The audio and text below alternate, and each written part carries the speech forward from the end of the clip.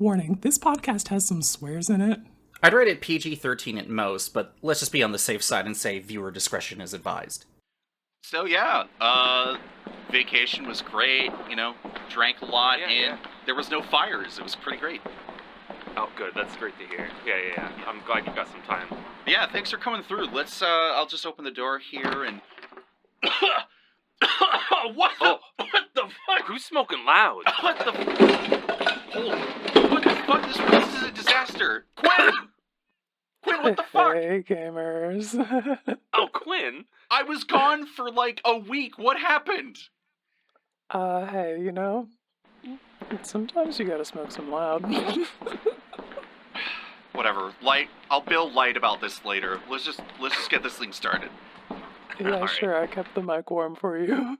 Time to raise your blades, heroes. And check some vibes. It's the Heroes Blade Vibe Check.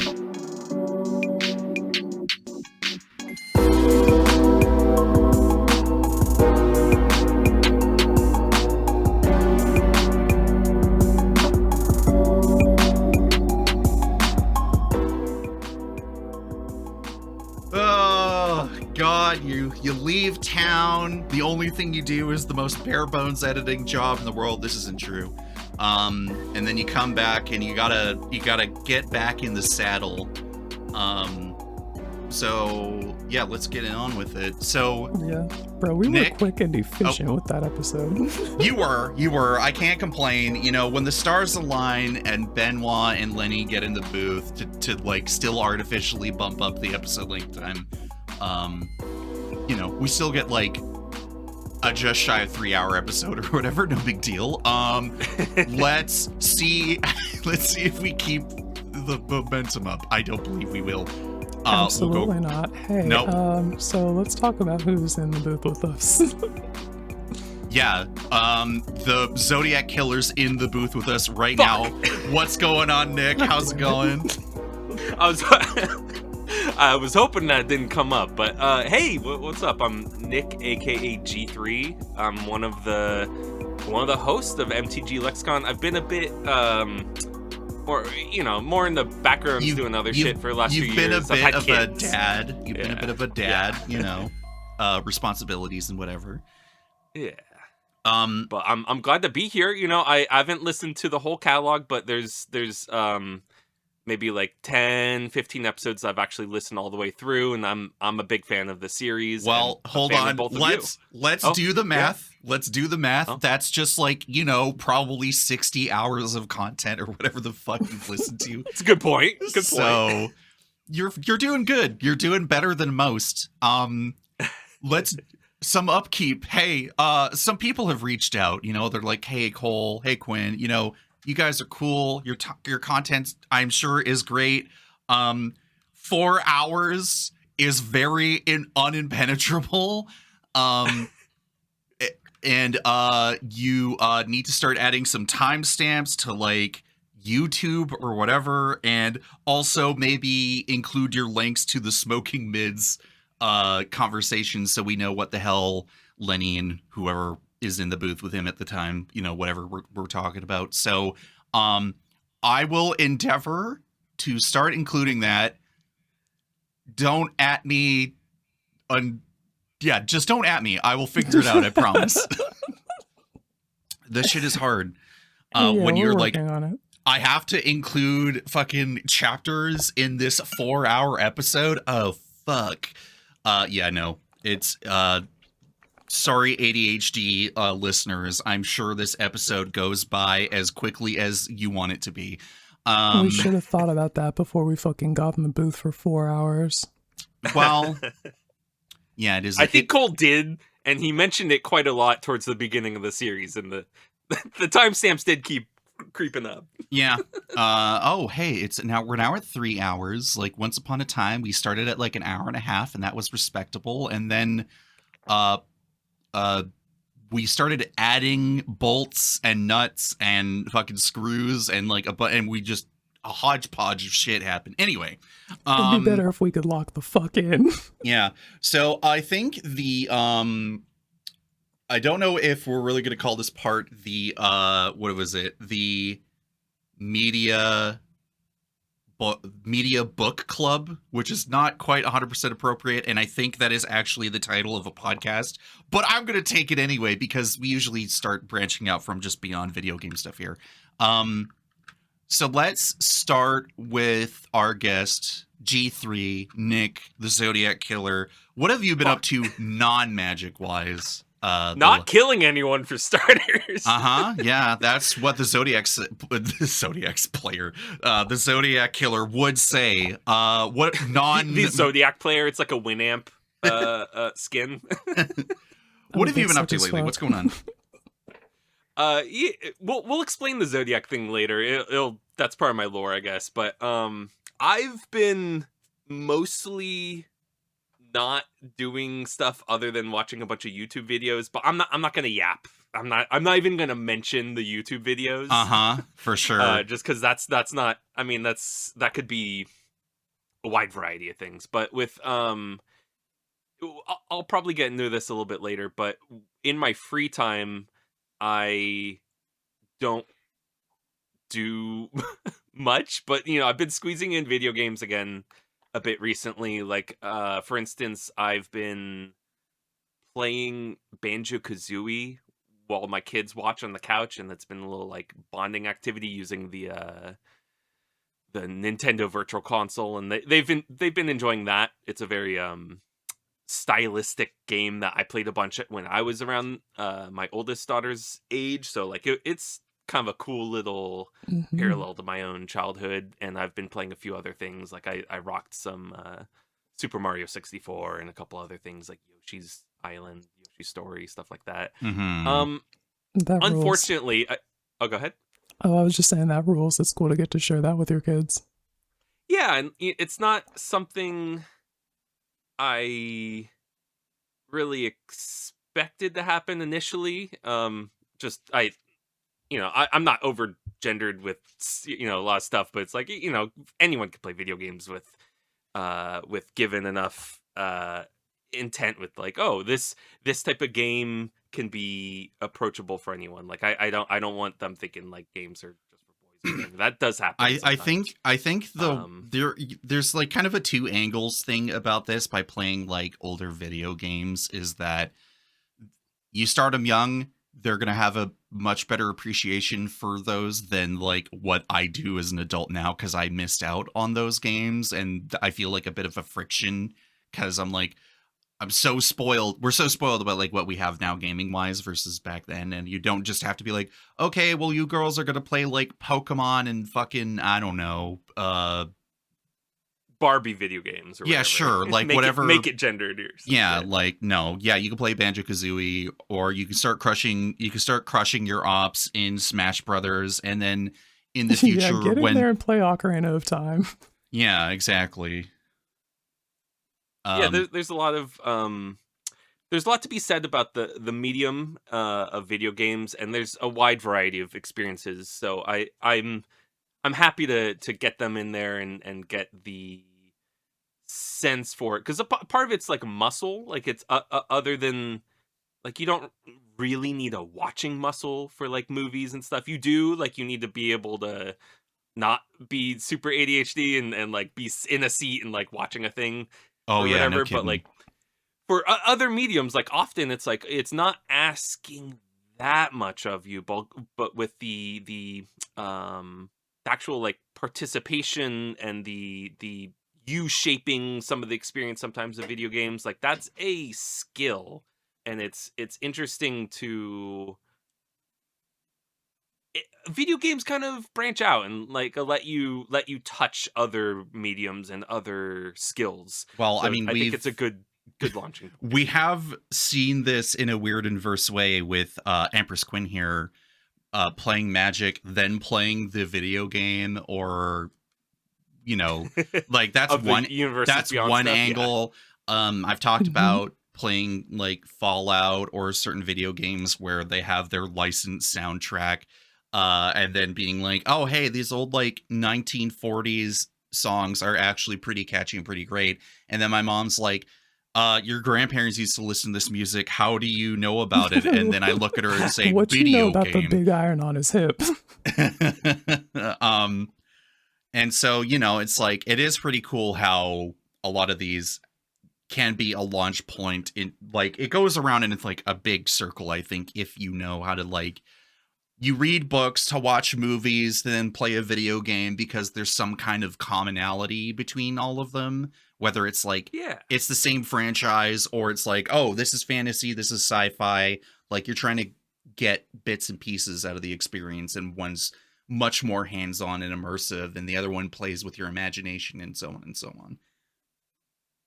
And I think the experience part is kind of what matters, because sometimes art gets commercialized, and I stopped playing AAA games over a decade ago.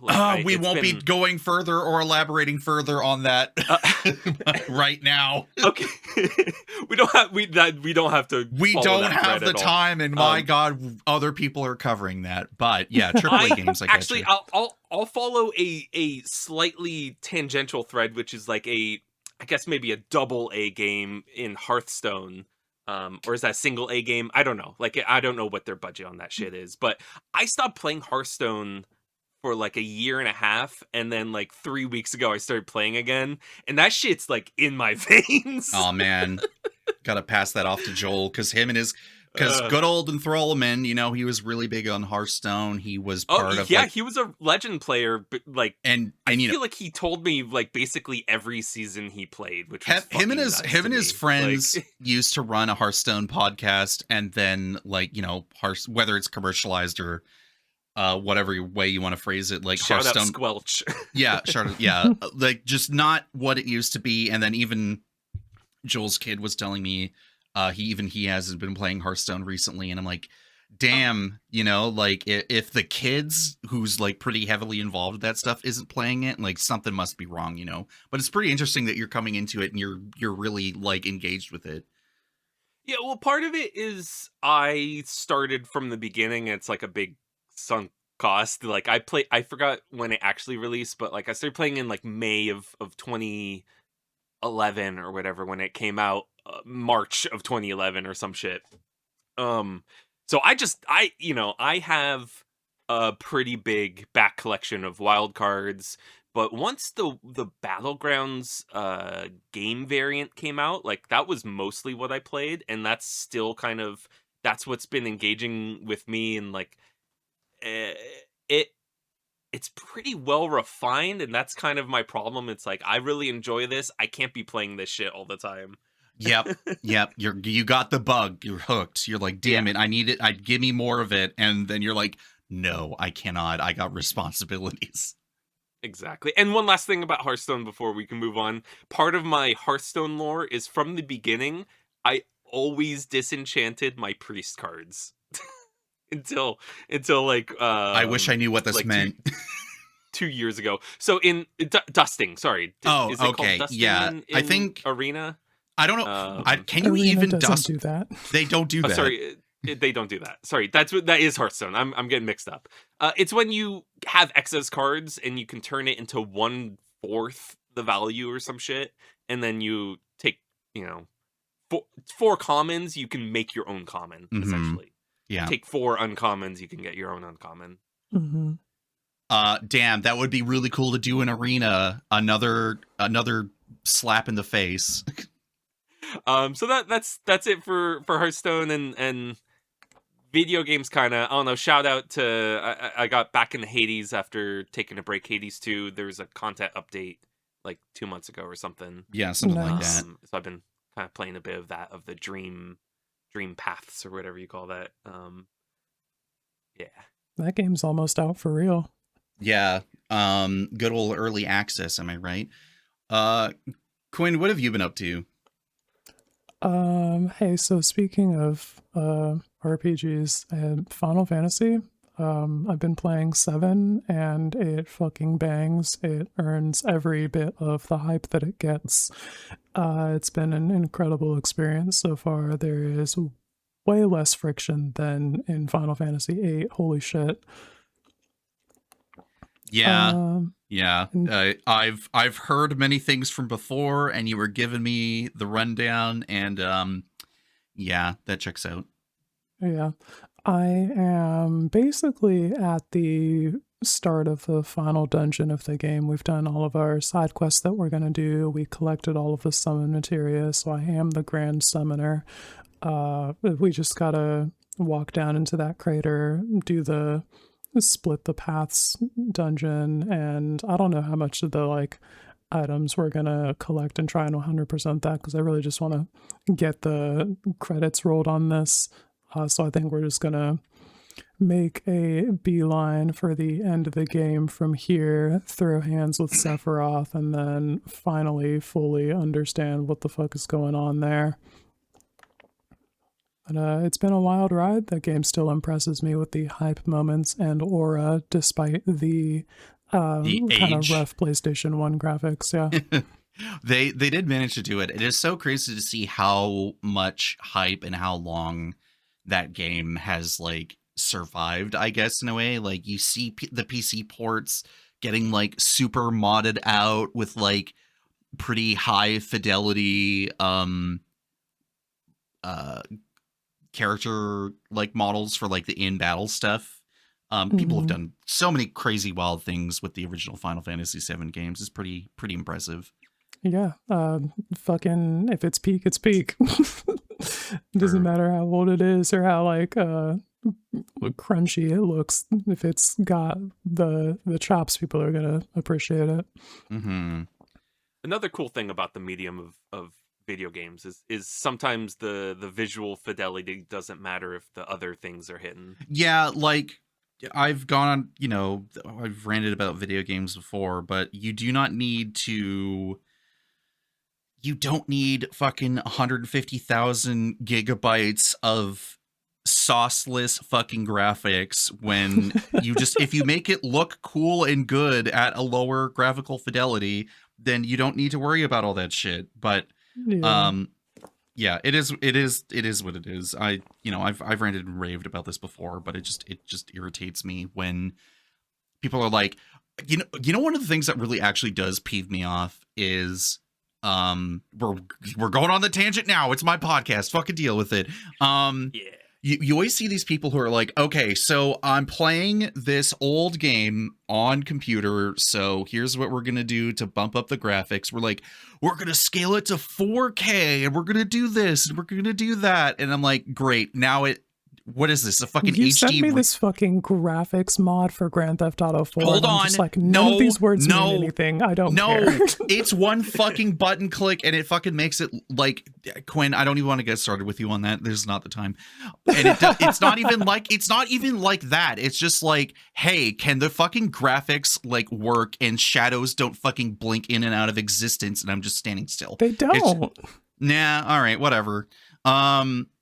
Anyway, I mean, in like the older games, like people just kind of they rough off the edges of like the old games so much that it's like it might as well just be an HD remake of whatever games are being released now by the AAA studios, and they look like hot fucking garbage because it's like, great, you have taken out all the artistic integrity of the original game, and you upscaled it to make it look fucking weird and bizarre. I don't like it. Stop doing this.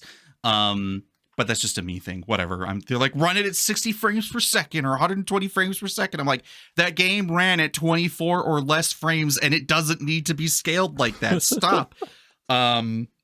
We made do with 24 frames back in my day, uphill both ways in 3 feet of snow, and we liked it. And we liked were thankful.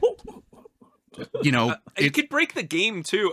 Because it's tied. This is your tangent. But... It's tied to the frame rate. So now the game, all the characters' idle animations are running at like 3 or 4 times the fucking speed. Stuff starts glitching out because it's not meant to be like operated at that speed and all this other shit.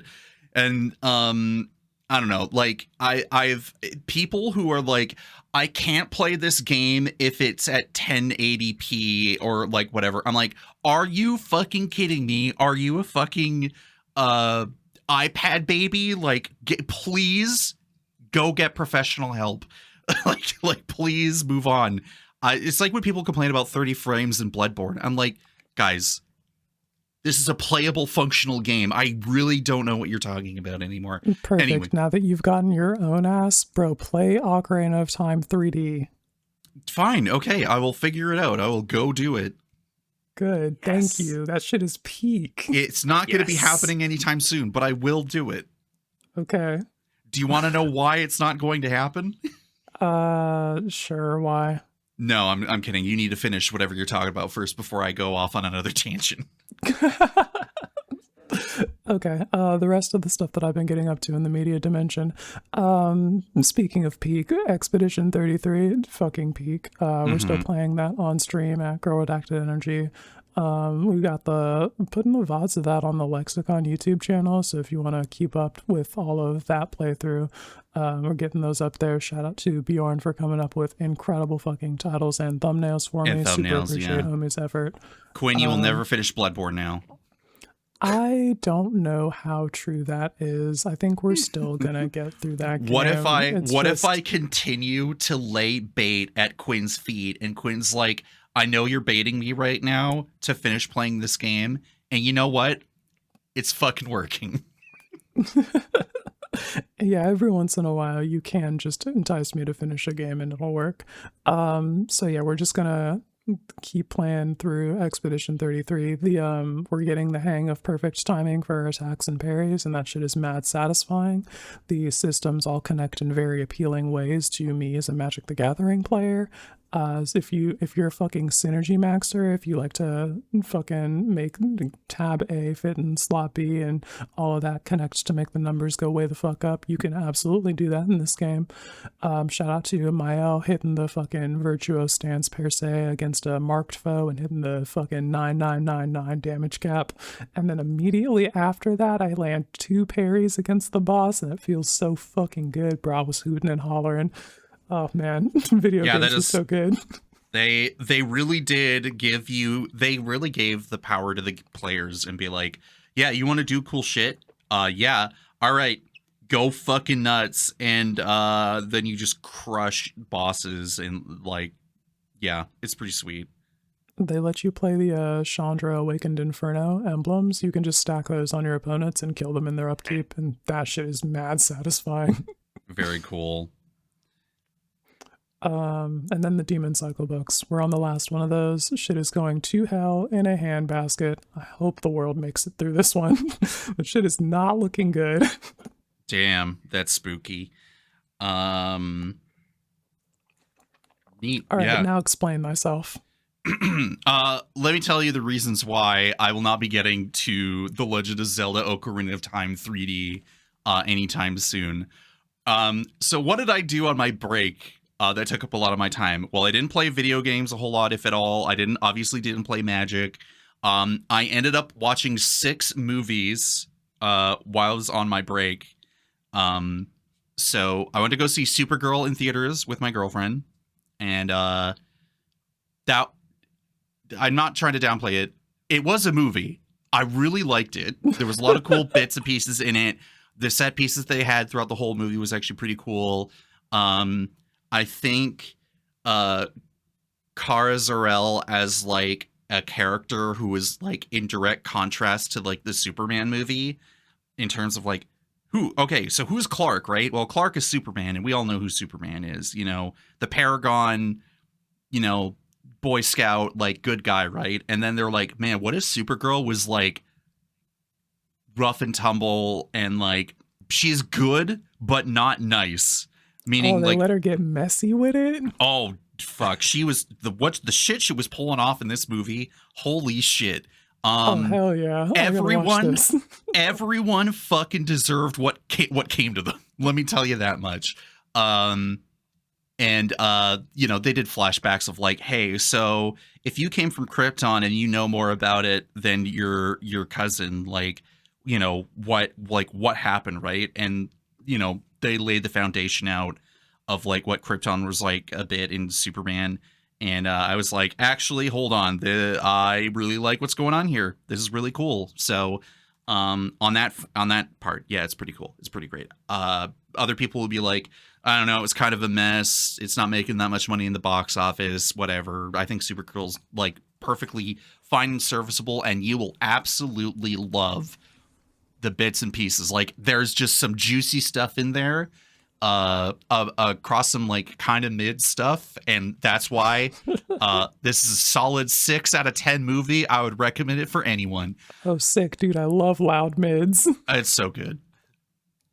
Finally watched Project Hail Mary, a Ryan Gosling movie. So good, so fun. We sat down with Jacqueline's folks when we watched that at home. They finally put it out for free on Amazon Prime or whatever the fuck it is. So we were like, yeah, obviously we got to watch it. I wasn't going to be paying $25 fucking to watch this thing. Let other people pay it off for me so I can watch it for free. Asterisk. Yeah, no, good movie. They probably could have maybe trimmed the fat a bit more, because I know it's based off a book, and the book goes into a lot more detail about like certain aspects of like what happens when like an alien has like there's a lot of things that go into it. I won't go into it. It just kind of flips. They're like science is flipped on its head a bit because a human interacts with an alien who lives a completely different life and is a completely different organism. It's just really cute and charming, and a bit existential and all this other stuff. And Ryan Gosling fucking nails it. And the puppeteers of Rocky, as well as like the puppeteer who became the voice of Rocky in the movie, they fucking nailed it. It's fucking awesome. It's a buddy movie. Yes. Space buddies. It's space buddies who are trying to fight for the survival of their respective races. And you know what? I can get behind that. And that might seem like a spoiler, but like I think that is that in the trailer? Like that no, I think Rocky. I can't remember. I can't remember. I just remember. I don't remember any of the trailers, but I remember word of mouth more than anything. Was everyone's like, this is probably like the movie of the year, like the best movie of the year kind of deal. And if I may say, it's kind of like the movie Sunshine, except instead of taking like a horror turn halfway through, it turns into a buddy movie halfway through, essentially. Yeah. Let me flip the movies around a bit. Speaking of turning into horror halfway through, I also finally watched Sinners with Jacqueline and her fam. That does turn into a horror movie halfway through. Okay, continue. Yeah. Obvious. Like, okay. So, hey, Ryan Coogler, fucking he's on his shit, and it's fucking great. Everyone's fucking playing the rules perfectly.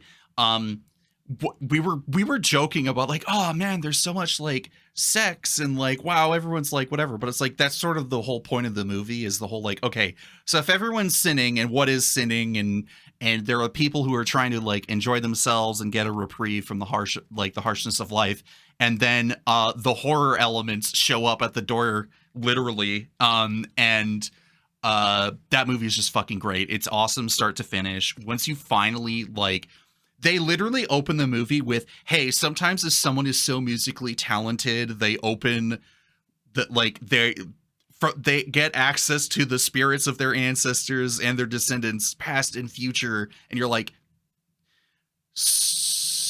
oh no. like they tell you what's going to happen at the beginning of the movie. And it first sets up like, it's kind of like this, like, kind of like crime story thing, or like what, I don't know how literally sinning, and then it turns into metaphorical sin. Yeah, and then it's like, oh wait, I haven't seen it, so I'm kind of it's I wish I could go further into it. Everything about the movie is like, everything is set up in a way that like at first it doesn't quite make sense unless you're paying attention, and then once you get it, it's great.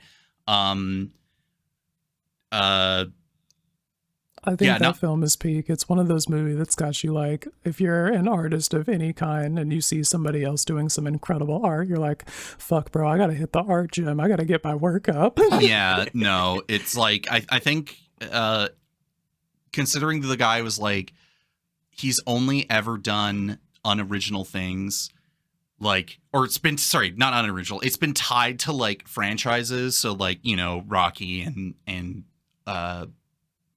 Black Panther. So now that he got to do something original, and really get to show his chops, everything, like, just, yeah, this movie was great start to finish. And yeah, I don't know. no wonder, again, that was a really good movie and people praised it to high hell. And like, yeah, Sinners is a great movie. The other movies I watched, because I'm still on my like watch my sort of retro futurism / like dystopian future / like whatever movies. I rewatched Blade Runner. I think I watched the director's cut originally a couple years ago, and then I think this one was the final cut. I could be wrong. Blade Runner, stylistically really cool movie. Very much not for the TikTok brain people. You gotta keep your eyes on that fucking screen and pay attention. Then I watched Blade Runner 2049 right afterward. Another Ryan Gosling movie, as I joked, because Jacqueline's mom like came up behind me and she's like, "Wait, what is he doing on screen again?" I'm like, "Well, you see, the actors go in other movies. Did you know that?"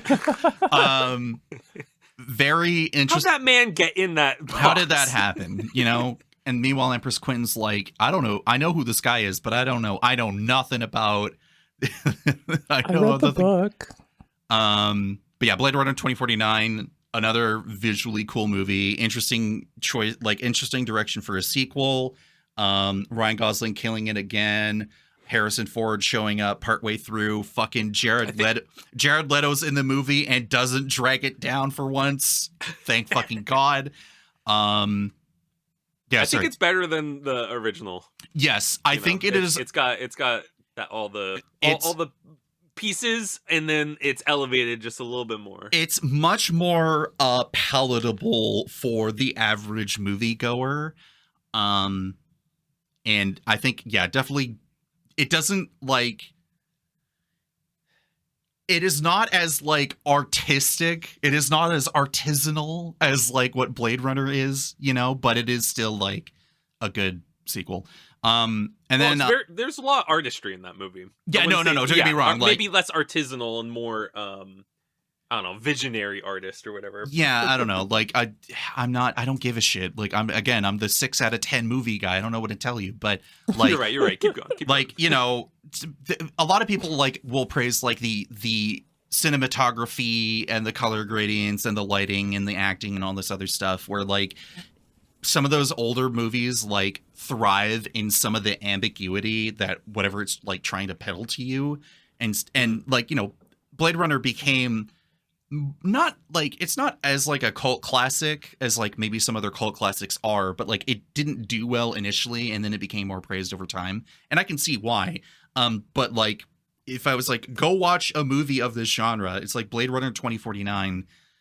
You can come into it and like know what's going on because of how it like presents everything to you compared to whatever the fuck's going on in Blade Runner. And you're like, what's going on and how does this happen? And like, you know, but it's still like cool dystopian sci-fi future retro futurism movies. Cyberpunk. It's cyberpunk. And then not that The Fifth Elements really falls into cyberpunk necessarily, but like you see flying cars and you're like, hey, that's Bruce Willis in a flying car. That's kind of cyberpunk as hell. I did not know what I was getting into watching this movie. I think I remember watching it years ago and only seeing maybe bits and pieces of it and then being like, I actually have no fucking clue what's going on in this movie. And now I know. And that was, I'm not sure what to think about it overall. I think it was a pretty interesting movie. It's just not really like my kind of movie, you know? Yeah, it's kind of like a Bruce Willis action flick, but with a bunch of set dressing all around it. But then, you know, they kind of keep that schlock without it being, you know, too kitschy or whatever. Like, I don't know. I really like The Fifth Element. It was very nostalgic for me because I watched it a bunch of times when I was like 10 and 11. Yeah. And then the last thing, I'll just quickly skim over this, but I think I gotta try and like paraphrase the thing that like really made this whole thing funny. So, now we're back at home, and now Jacqueline and I are playing Baldur's Gate 3, and we're playing it in different parts of the apartment.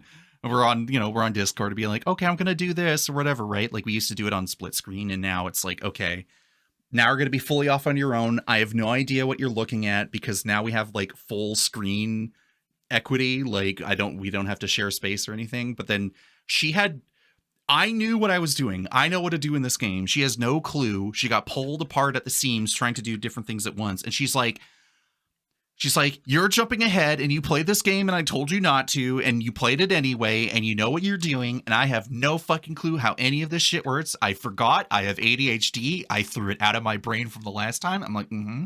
And then she's like, and then I go look online of what I'm supposed to do and what class I'm supposed to play. And they're like, you got to do this mixed class. And she's like, what a bunch of fucking try-hard babies. I don't want this shit. I don't want it at all. Bunch of sweaty fucking tryhards. And then she's like, I just want to do 2 things. I'm like, okay. She's like, well, 3 things, but maybe that all ties together. She's like, 3 things.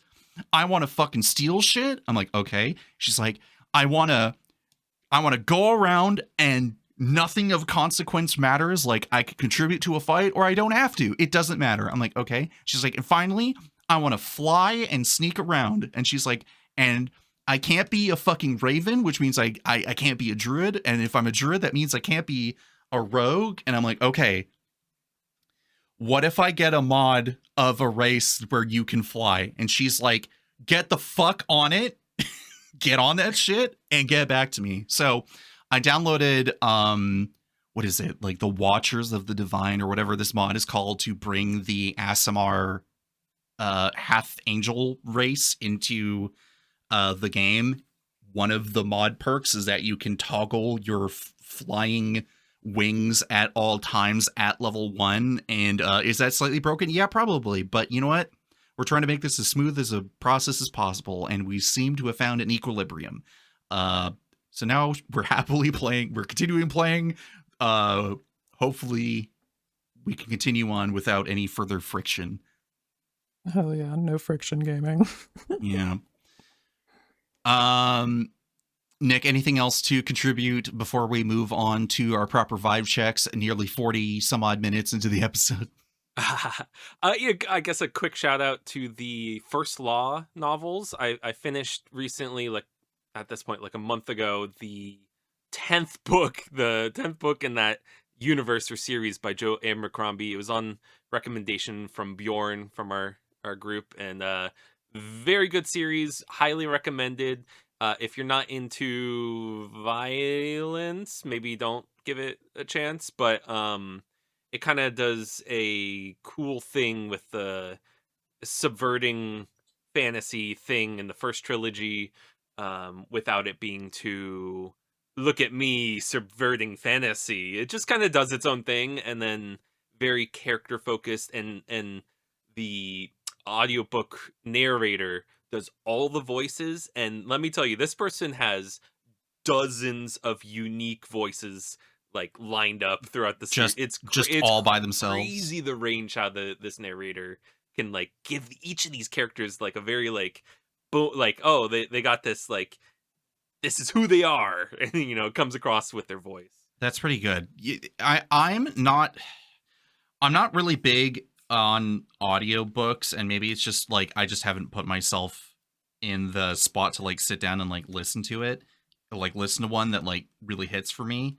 But I am always impressed whenever I do tap into like Magic Story, whenever someone's narrating the stuff when they're coming out. Some people really do like bring their A game all by themselves, and it's great.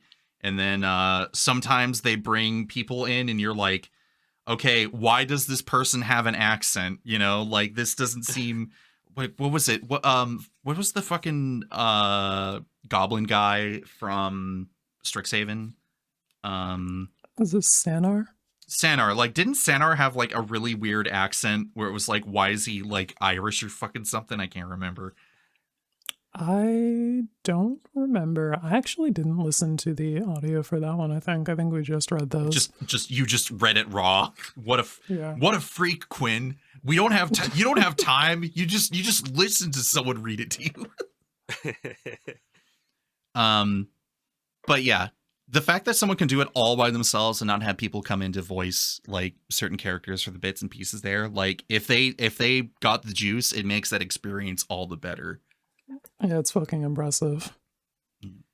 The Also the audiobooks for Sanderson's The Cosmere, most of them are read by the same two narrators, and they do a pretty good job. But getting into the First Law series, like I was blown away by this guy's performance. So if you're in for a good, I don't know how many total hours, probably like 200 hours of content. Like this is the series for you.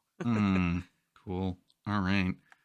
And then I also have an anecdote that kind of segues a little bit into the vibe check. So I went to MagicCon Vegas back in May, and I sold something, and so I had a little bit of cash. I wasn't really expecting to spend it. You know, I was doing everything I could to not spend cash, but it was at the end of the third day. I'm walking around the artist area, looking at proofs, looking at artist proofs. Prints and artist proofs, and like just trying to find stuff. I bought some buttons and shit, but then basically the last booth I went to is this guy, Eli Minaya, and I overheard someone else ask him like about his artistic process, and he starts getting into like the different challenges he's had to overcome with his particular medium. And he talked about coloring tracing paper and doing this intricate layering process to get these very bold compositions. And if you look up on Scryfall this artist, you're gonna immediately know what I'm talking about, where like absolutely. the whole frame is filled with different colors and different patches and different splotching and stuff. I was like, oh, you know, this guy's really cool. Like I'm very inspired, and so I'm looking at my $100 bill, like, okay, how can I spend this? I'm going through his artist proofs and not really. I was like, okay, some of these I could, you know, maybe, you know, but then artist proofs are always, you know, a bit more expensive. You could get a 15-cent common, but the artist proof is like 15, 20 bucks. Yeah, you know, but I depending on mean, the artist or I whatever. can't even really. I've only bought artist proof a handful of times. But I'm like, you're paying the artist for their art and their signature and, you know, all that other stuff. Yeah. And when it's getting to into the pockets of those artists, it feels, you know, especially in the way people are complaining about WotC and everything. It feels good to put the money in their hands. It did feel good. It really felt good to literally hand him money and like, oh, I enjoy your art. This is how I appreciate it. Here you go. Like it, you know, it's hard to say like everyone needs to do that because economics, capitalism, and all that shit. It's like it's really hard for artists to be directly appreciated. But the MagicCon's giving the artist the space to be interfaced with directly, like that's really cool. Like it's really cool to be able to like if not shake their hand, get their signature, their multi-layered shadowed signature on your artist proof or whatever. Yeah. Or you know, get there at the start of the day and get them to do a $200 sketch on the back of an artist proof. That's pretty sick, you know? Like I don't have the money for that, but I sold some stuff, so I did have the $100. And so what ended up happening is the person asking the questions, who I got to overhear all the answers, they walked off, and I was like, you know, afterwards I was like, oh, you know, it's really cool. Like, do you have any other prints? Because he had a stack of return the favor prints, and I was like, you know, I like it, but I didn't. There was other art of his that I would have preferred to have a print of. But what I ended up doing is going through his stack of prints, because each one he added a layer of like kind of graffiti on top. So each of the prints themselves were a unique signature with extra graffiti on it. And I was like, oh, fuck, this is sick. Like, because I only saw the front one. But as soon as I started thumbing through it, I was like, oh, now I got to pick, you know, I got to pick the one I like the most. And absolutely. I pick out the one I like. I was like, okay, how much is it? He's like, $100. But since the con ends in like 15 minutes, I'll give it to you for 75. I was like, oh, fuck. Yeah, all right, let's go. And so I was like, let's make it 100. I'm gonna find something in the binder, you know. So I start flipping through the binder again, and the artist proof I ended up pulling out is the card Spark Rupture. And so this card turns planeswalkers into creatures. Nice. And I was like, oh, that's unique. Okay, I'm just gonna get this. This is silly, you know. This isn't. You know, this feels a specific like little tickling in my brain hey, that Aftermath. I get when I want to build a deck. Hey, Aftermath, how's it going? Yeah, Aftermath, that too. Like, that set has some bangers. You know, that the set had some misgivings about how it was released and packaged and all that shit. But there's some really funky cards in that set. Yeah, delivery method sucked, but the absolutely, like, the designs in it are fucking peak. And that rules that you got to just, like, I like this artist. I would like for you to have some walking around money, so here's this exchange. Yeah, pretty neat. Pretty awesome. It made me feel good. Honestly, it did make me feel good to, like, yeah, I was $100 down, but it's like, I felt good handing them money. And as soon as I'm walking away, I start thinking, I'm like, oh, what can I brew with this? And so I started on the spot kind of coming up with, like, oh, mono white planeswalkers that turn into creatures. Oh, Gideon does that. Gideon can turn into a creature natively. Wouldn't it be funny if I took away his spark and still made him a creature? And so, like, this is a backwards process. Usually I'm a cards first, deck trim later. Like, usually I have over 50 commander decks. I have another 100 in various states of built or not built or whatever, some 10 card stacks, some 300 card stacks. I got a lot of commander decks, but usually it's cards I have on hand and maybe fill in the gaps a little bit with buying a couple cards here and there. But this process was flipped because it's like, oh, I have the card. Now I need to come up with the list that goes around it. And so that'll lead into vibe checks. Right. So Hell yeah. let's get into vibe checks. Dejero, I'm probably not mispronouncing it. It always comes up. Dejero with eyes open, I think passes the check. Why is that? Well, you see, I may have thought about making my own Planeswalker deck in mono white impulsively. Brandon was over on Benji's stream this last week after finally being like, I need this man in the booth with Benji, like, right now, and it, you know, you have to freaking really twist Brandon's arm to finally get everything lined up to do that. And that man does so many hobbies. Yeah, no kidding. It's kind of exhausting to think about. So the guy, he rolls the dice and he gets he has to do mono white, and I was like, you know, what if mono white Voltron or whatever the concept was that came up, I was like, you know, you could do mono white planeswalkers or whatever stupid idea I came up with. And then I was like, actually, you know what? I need to just pull the trigger on this. It's time to get started on doing that. So I did. I bought a few Gideons on top of the Gideons and some other mono white planeswalkers I already had. And it was like, and Jero likes holding planeswalkers, likes holding the Hero's Blade. Just make that 4/3 body a little bit more resilient, and then just kind of go from there. So I'm gonna talk about it later of putting it together and see how that works. But yeah, we'll see how that goes. Sweet. And I changed the commander of my brew that I'll talk later from being Kithion, the flip Gideon, the flip one, yeah, to being Jero, because I was like, oh, that will make this deck work. So that it's funny that we kind of ended up in the same place. Yeah, I was like, what do you mean? What do you mean you too? No, it's only supposed to be me. Because I was gonna put that in last night, and then yesterday, and then I got distracted, and then last night I'm editing the doc, and I'm like, yo, he added this, and then yeah, and then added his list later. What the fuck? I've always been a Dejero believer. You know, I just, you know, you only had to find out now. It's card advantage. Yeah.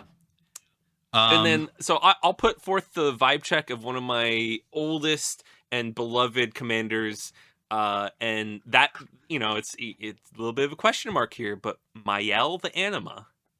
Okay. I haven't. So there's her only shtick is getting big stuff out. What's your stance on her? Oh, good question. So if you drop it on 3 and then Mael the next turn, she's out of bolt range, so that helps. And then depending on the legendary density of your 5 power creatures in your deck, you can kind of just pick and choose which creature comes into play with the blade, depending on how dense the deck is. Now, not, within my Mael deck, I think it would work. It could work, but in particular, my Mael deck wouldn't play it because I have a Primal Surge 99 permanent deck. Okay. So in my particular example, like it's like, I checked the boxes with the legendary, Mael gets some protection, but in my build it's a 99 permanent deck. So in my particular deck it wouldn't fit. But for something very similar, yes, I think it kind of helps. It wouldn't be necessary for a lot of people the way they build their Mael, but I think maybe just getting out of bolt range and kind of just giving a turn to breathe between playing Mael and getting enough mana to activate Mael's ability. Okay, yeah, I can see it. I can only hope that, like, maybe, well, because of the legendary creature ridden landscape we're in, you start throwing out bigger legendary creatures off Mael's effect to have the blade snap on. Could see that working out that way too. Yeah. What do you got for us this week, Quinn? I have for you Monica Rambeau, Photon Living Light, and another guy who we'll get to after her. So Monica, I think, passes the vibe check. She's one of those transforming double-faced cards from the Marvel set. The front half is a 3-drop, so it curves into the blade pretty alright. And then she's got prowess and flying, so if you do get a prowess trigger off, you're at the 3-hit commander damage clock. And then the back half is 4 power with flying and prowess and hexproof, so you're already there to the 3-hit clock without prowess. And this feels like a deck that has time to get the Hero's Blade down, and you don't feel like that slot would be better spent on something else. I think the power buff here actually matters. Whereas with my other pick, Tony Stark in the Invincible Iron Man, I think he fails. Because his front half, it doesn't curve into the blade unless you're recasting Iron Man.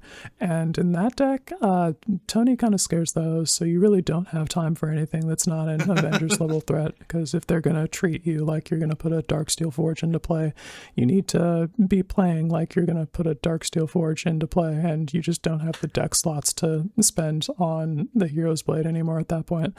People are coming for Tony Stark's neck, and you got to make every moment and mana spent count, and the Hero's Blade gets in the way of that for this build. Interesting thoughts. Yeah, that makes sense. You just could be doing far better, more spooky shit with Tony than putting the Hero's Blade on him. Yeah, don't get me wrong, I am putting very big knives in that deck, and we are absolutely putting people in the dirt with commander damage, but it's just the Hero's Blade isn't the way that we're doing it in that deck. I'm trying to put the Genji Glove into play in 20U, and we just don't have time for a Hero's Blade. Yeah, all right, yeah, cool. All right.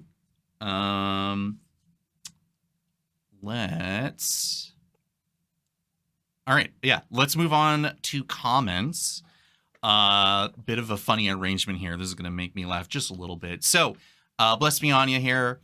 Quinn's Ares list is what I'm here for. If I didn't already have Agrios, I'd be stealing that so fast, which I imagine means Athreos, it's an Athreos deck that's aggro focused. That's basically the prototype Crash Out Aristocrats build, where you throw your guys into combat and use Athreos' trigger to either burn people or put them back in your hands, so you kind of don't care whether they die or not. Cool. Yeah, all right. I'm down for that. What's the next comment here? Medusa says, as for big creatures, I mean, Shroom sure does it. Yeah. Yeah. And then Lobster, haha, Medusa, I'm first this time. Incorrect. You were not. Light, great to have you here on the show. Well done. Quinn just staying the best MTG personality out there. Slay Empress.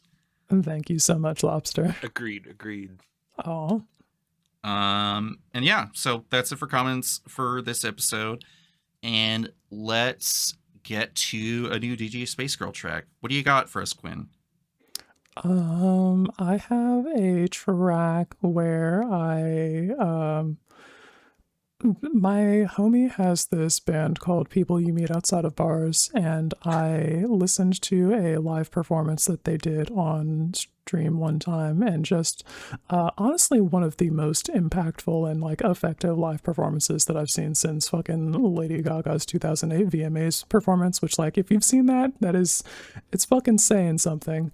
So anyway, there's this section at the end where they layer their voice a bunch of times with the like live looping setup, and there's a specific portion of that where this like refrain gets stuck in my head, and so I took a bit of that and made a song around that. So that's what I got for you this week. Cool. All right, let's go check that out.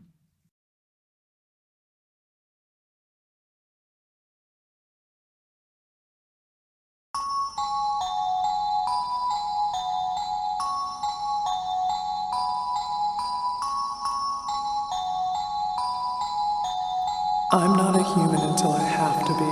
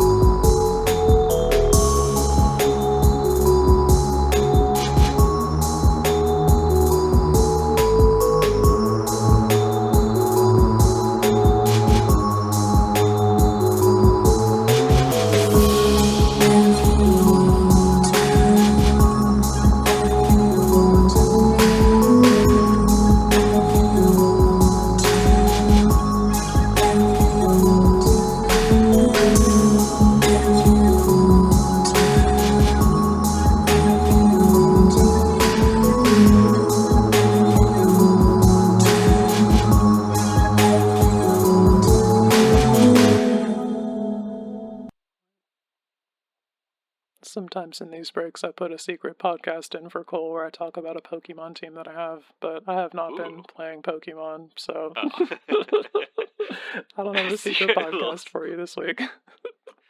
Little secret. I don't know if there's a better spot to fit this in, and depending on if this gets cut or not. But like, last night I was thinking about, I might have. I don't want to claim full responsibility, but I might be the reason both you and Cole have like kind of orbited the Lexicon a little bit more. Like, I feel like I reached out to both of you and then helped foster that. But how true does that feel to you? Like, it's been years, so I'm having, but like that came to mind when I was listening to the podcast last night, Brandon's episode. I was like, oh, like how did they even come over? But like, I feel like I was, I don't know, chatting with you via Twitch chat sometimes, and then chatting with Cole on like Twitter before the great migration. Yeah, I think I discovered the Lexicon channel from a raid from Olivia's channel, Affinity Artifacts. She sent everybody over there, and then I was like, hey gamers, and then you all were not weird about my username Girldick Energy, so that was like plus 10 points with you from there, and so we stuck around. Oh, good. And then, you know, I think I saw you in the now I can't remember what their channel's called, but the rules committee, when it was the rules committee, their Twitch channel. Like you were Oh, yeah. you were in the chat a bunch whenever like I would pop in there. And I was like, "Oh, this person's like in the community." So like that was like part of it, is like I'd already kind of seen you out and about other places as well. Yeah, I was one of the first like gameplay guests that they had on their Twitch, so that was cool. Wait, really? Yeah. Wow. Like, cause I'm thinking Twitch chat, but like I didn't realize you played on their channel as well. That's cool. Yeah, we have quite the storied history of playing games with the Magic the Gathering community, I guess. Yeah, and you were on. I don't know how much you've mentioned it in the podcast, but you were on Shuffle Up and Play once or Yeah, twice. I've been Sorry, twice, on right? Shuffle Up and Play twice. I've been on Yeah. Tabletop Jocks twice. We out here. Yeah. And then with like Cole, he started his podcast, and I feel like I was already kind of bumping up against him around the time he started Uncommon Commander. So like, I don't know, like I feel like I've been, if not orbiting you two, like you two have kind of been circling the Lexicon stuff since before you even became hosts. Yeah. Kind of cool. We have been hanging around for quite some time, so it's cool to like join the team and then fucking get in the booth with Cole on this podcast. It's been a wild ride. All right. Thanks, Quinn, for that track. Let's move on to creative media. I was on break. So I tried to get through some podcasts and then realized I'm like, man, I'm on vacation. I'm not in the quote unquote mood. But I got through the Legendary Creature podcast Before You Go episode for quite a few, the chunk of sets that we've been dealing with the last few months. Got an episode, got a deck list on the episodes. So I was like, yay, I did my part, and then we're good to move on.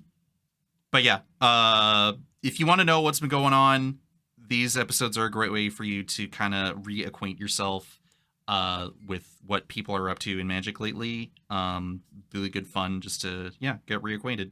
What have you missed out on? What are you on that other people aren't on? So yeah. And then I saw this was a I think I mentioned this person. What was this? I'm forgetting the name again. Good job, Cole. Unpopular MTG. They every once in a while you tap into someone's stuff and you're like, I gotta listen to them to see what they're on about, and sometimes people, some people make their content about cards that people will talk mad shit about for absolutely no reason, as Magic players are wont to do. And then you start spite brewing. So relatable. What Unpopular MTG usually does is talk about cards for Commander that are usually unpopular or don't show up on EDH Recs like top whatever, right? So they're like, I'm trying to help people branch out beyond the confines of EDH Rec and the homogenization of what Commander can be like. So they're going through bad cards I love to play that never show up in deck lists. They have quite a few interesting recommendations for this one, and even just the thumbnail alone would probably be Yeah, like, they've got the fucking memory vessel from, I think, Big Score in the Big thumbnail, so I know they know ball. yeah, like, come on here. We know what we're doing here. And also, I'm rereading the card again. I'm like, okay, I did grab one of these, so I kind of, maybe I do look into this again. But I just shout out to a card that I'm surprised I just didn't know about until I watched this. Fucking Thunder Lasso, which is a snap-on piece of equipment that allows the attacking creature to tap something down. I love that. I fucking love That's that some shit. classic Cole bullshit. So, yeah. I'm deep in it. I'm drinking from the fucking trough. And then as a chain reaction, when I realized, wait a minute, Thunder Lasso's a thing, and then someone else mentioned baseball bat from Duskmorn, and I'm like, well, that also does the exact same thing, except in Celestia. So I'll tap into that. I'll drink from that fucking trough. I love that slop. Bro's about to have the whole fucking deck of just let me scooch on past your type equipments. Yeah, coming to a Commander game near you. So yeah, that's what I've basically been tapped into Magic Rise recently. Nick, what have you been checking out? Oh, I moved mine down just because it. Well, yeah, but you can relates. you can go for it anyway. I understand what he's on about, so I have been watching Guild Pack gameplay videos of Marvel Commanders, been scoping out some ideas. They had an episode that had Iron Man, so I was like dialed in on that, seeing what that was up to, seeing some things that they were playing. And then another one that featured the Sentry, and it was a blink deck that gave everybody a copy of the Void and then hid behind the Sentry and let the Void do a lot of the work there, and then just like used other equipment and stuff to also get in there for damage. And that got me thinking of like the Sentry with the blink package, and also swords that grant protection from black or unblockable, so I can just scooch on past the Void and continue like hitting people for commander damage and making myself an unappealing attacker for the Void, so you are encouraged to go spend your efforts elsewhere.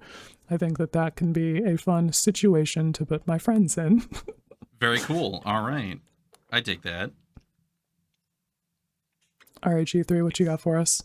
Yeah, I did mention YouTube earlier. I've been watching way too many YouTube shorts, but some of the ones that have popped up is Decked Out EDH's Flip the Table game show, which Veggie Wagon hosts, and has a bit of a devious setup where it's like, oh, name this card, but it's kind of, there's always some kind of gotcha. I don't know all the rules. I haven't watched full episodes, but I've watched like 12 different clips, and then a couple gameplay clips, and then some of them, it includes some of the people from the channel Guild Pack, which I'm not familiar with, but I know they have gameplay, Commander gameplay. So I thought that was a cool little crossover, which is why I moved it down.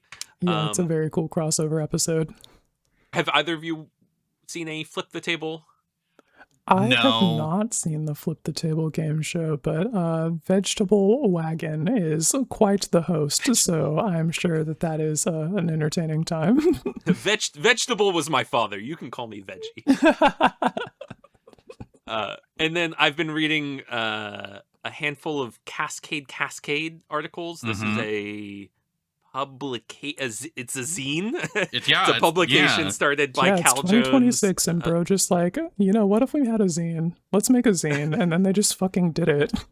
And then they recently released issue 1 of the physical version of all those first, I don't remember how many dozen articles. I only read a handful of them, but at some point, because I bought the physical, I'm probably going to read all of them. But well, I would hope so. If you're like I bought a couple, despite the harsh Canadian price, but I figured like in terms of people who are looking for this experience, which I'm not really a magazine guy. Like, so I was like, okay, like this is kind of a big thing. I know there's some people who still have like reservations about Cascade in general. Like we have big hopes for them. I haven't heard any reservations, well, but I like the concept, and it's cool. All the articles I read had authors with strong voice, and good writing ability. So like I'm on like, board. my thing about Cascade is that I understand the premise of, so like the general thing of like, hey, we want to get written articles out into the world about Magic that isn't just the schlock, you know, and everyone's got to get their bag. But the other issue is that people who are writing for Magic right now either lost their spots on a lot of these writing websites, or they're only writing about things that, you know, it's like, oh, everyone's writing about Commander or whatever, right? So like there's a bit of exhaustion. And being like, okay, so we want people to write about what they want to write about Magic, for better or worse, like whatever that topic is.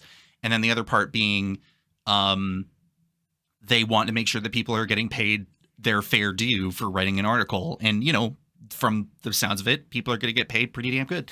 But then, of course, when people are like, okay, we're going to get these big names back in the writing team and get their articles out, and I'm like, I have no fucking clue who some of these people are. Like, I know who Michelle is. Like, I know who Michelle is. I know who Kristen is. I know who Mike Carrozza is. You know, like, and you know, and I know Cal Jones as, you know, the guy putting this whole thing together. But everyone else, I'm kind of like, man. Apparently they're really big in the writing scene. That just goes to show how much I don't fucking read any of their articles, or that, you know, I've been so out of the loop, or they haven't been around to write for Magic in a while, that I'm like, I literally have no fucking clue who this person is. But apparently they're a big deal, you know? Oh, okay. Yeah, I'm not familiar with the old guard either. Like, I the people you listed off, it's like, yeah, those were the pre-Twitter Exodus contacts that I was familiar with. Yeah. Versus the people who were maybe writing articles when I was getting into Commander in like 2012. Yeah, it's like, oh, like none of that, you know. They were probably writing about Magic outside of standard, modern, shit like that. Yeah, sorry guys, I obviously never gave a shit, so why would that change now? But obviously people are coming back in with, you know, a much different energy, because now it's not just Magic. You know, it's about let's talk about Magic as it was back in the day, and like, what are people doing now, and like all that other stuff, right? So it's like, if you want something that's a little bit more refreshing take on Magic than a 4-hour podcast talking about Commander and mids and shit, that will be the way that you want to go about it, by tapping into what Cascade is doing, and hopefully enjoying what they're up to, you know? Yeah, I think maybe, what was it, Kristen's article? One of them, I was like, oh, this is very approachable if you're like a, hey, do you want to downsize your collection and be a bit of a minimalist? Was it that one? Yeah. It was that like one. This is the way you're gonna do it, and I'm like, fuck, but I don't want to get rid of my stuff, you know. But you know, you got it. You know, you also got to think about why you're doing it and how you're going about doing it, and blah blah blah. Like it's a big thing. That article alone's pretty approachable. Mike's got a couple good articles on there. That one made me laugh, and the other one was pretty thoughtful, and so on and so on and so on. So there's a lot of stuff there to look into. The physical magazine is printed and the pre-sale's done, and I'm getting a couple copies sent my way in the near future. Hell yeah. Yeah.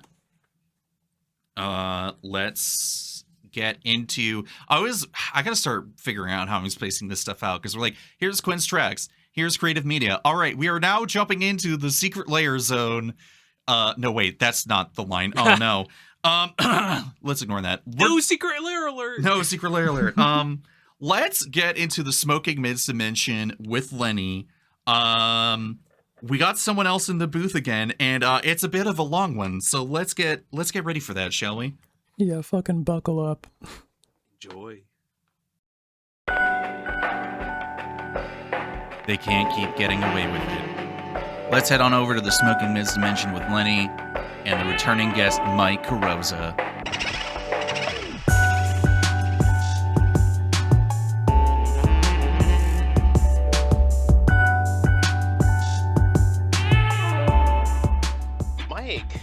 Welcome back to the buddy. Smoking to Mids dimension. It's been too long. Smoking to Mids, baby. I'm right here. I'm so stoked to be back. We talked about it, and what's happening.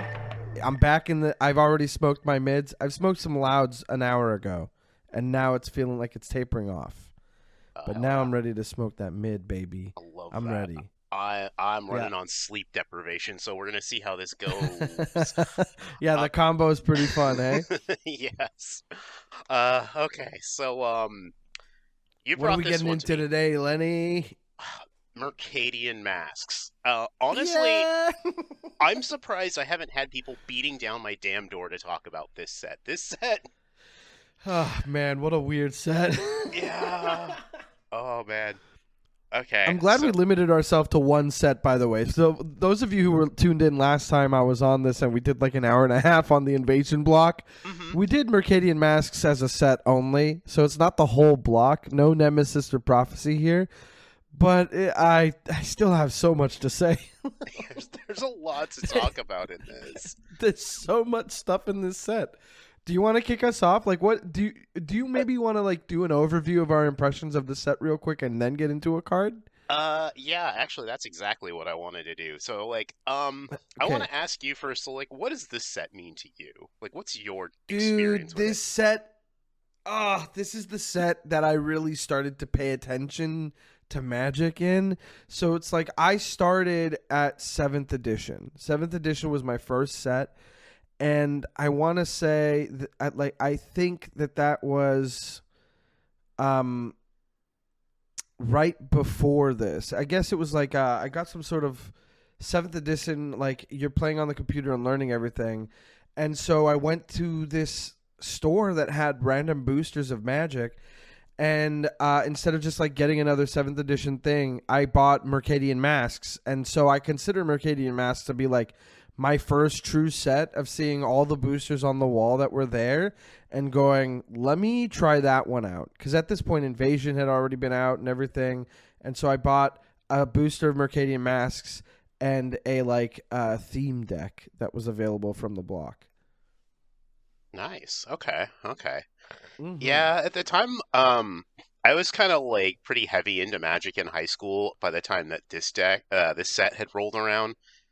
Like, I think I was around, like, deep into it during the time that we were transitioning from Urza's Destiny to this. So, like, Right. I'm one of the many people that came in off of the absolute craziness that was Tempest Urza, like, standard. Right. And just these crazy busted Magic cards left and right, and you could just do these, like, insane things. And then we go to this, and everybody just kind of was like, this is so bad. Yeah, I know. We hadn't invented mid at that time, but yeah. Good or bad only. No in between. Yeah. I don't know they were how ahead of their time. They did. found the in between. They found Yeah. a way to do in between in this set. There's some really cool stuff this entire block, but Mercadian Masques really offers up some like the first instance of like I guess SpellShapers is in this set.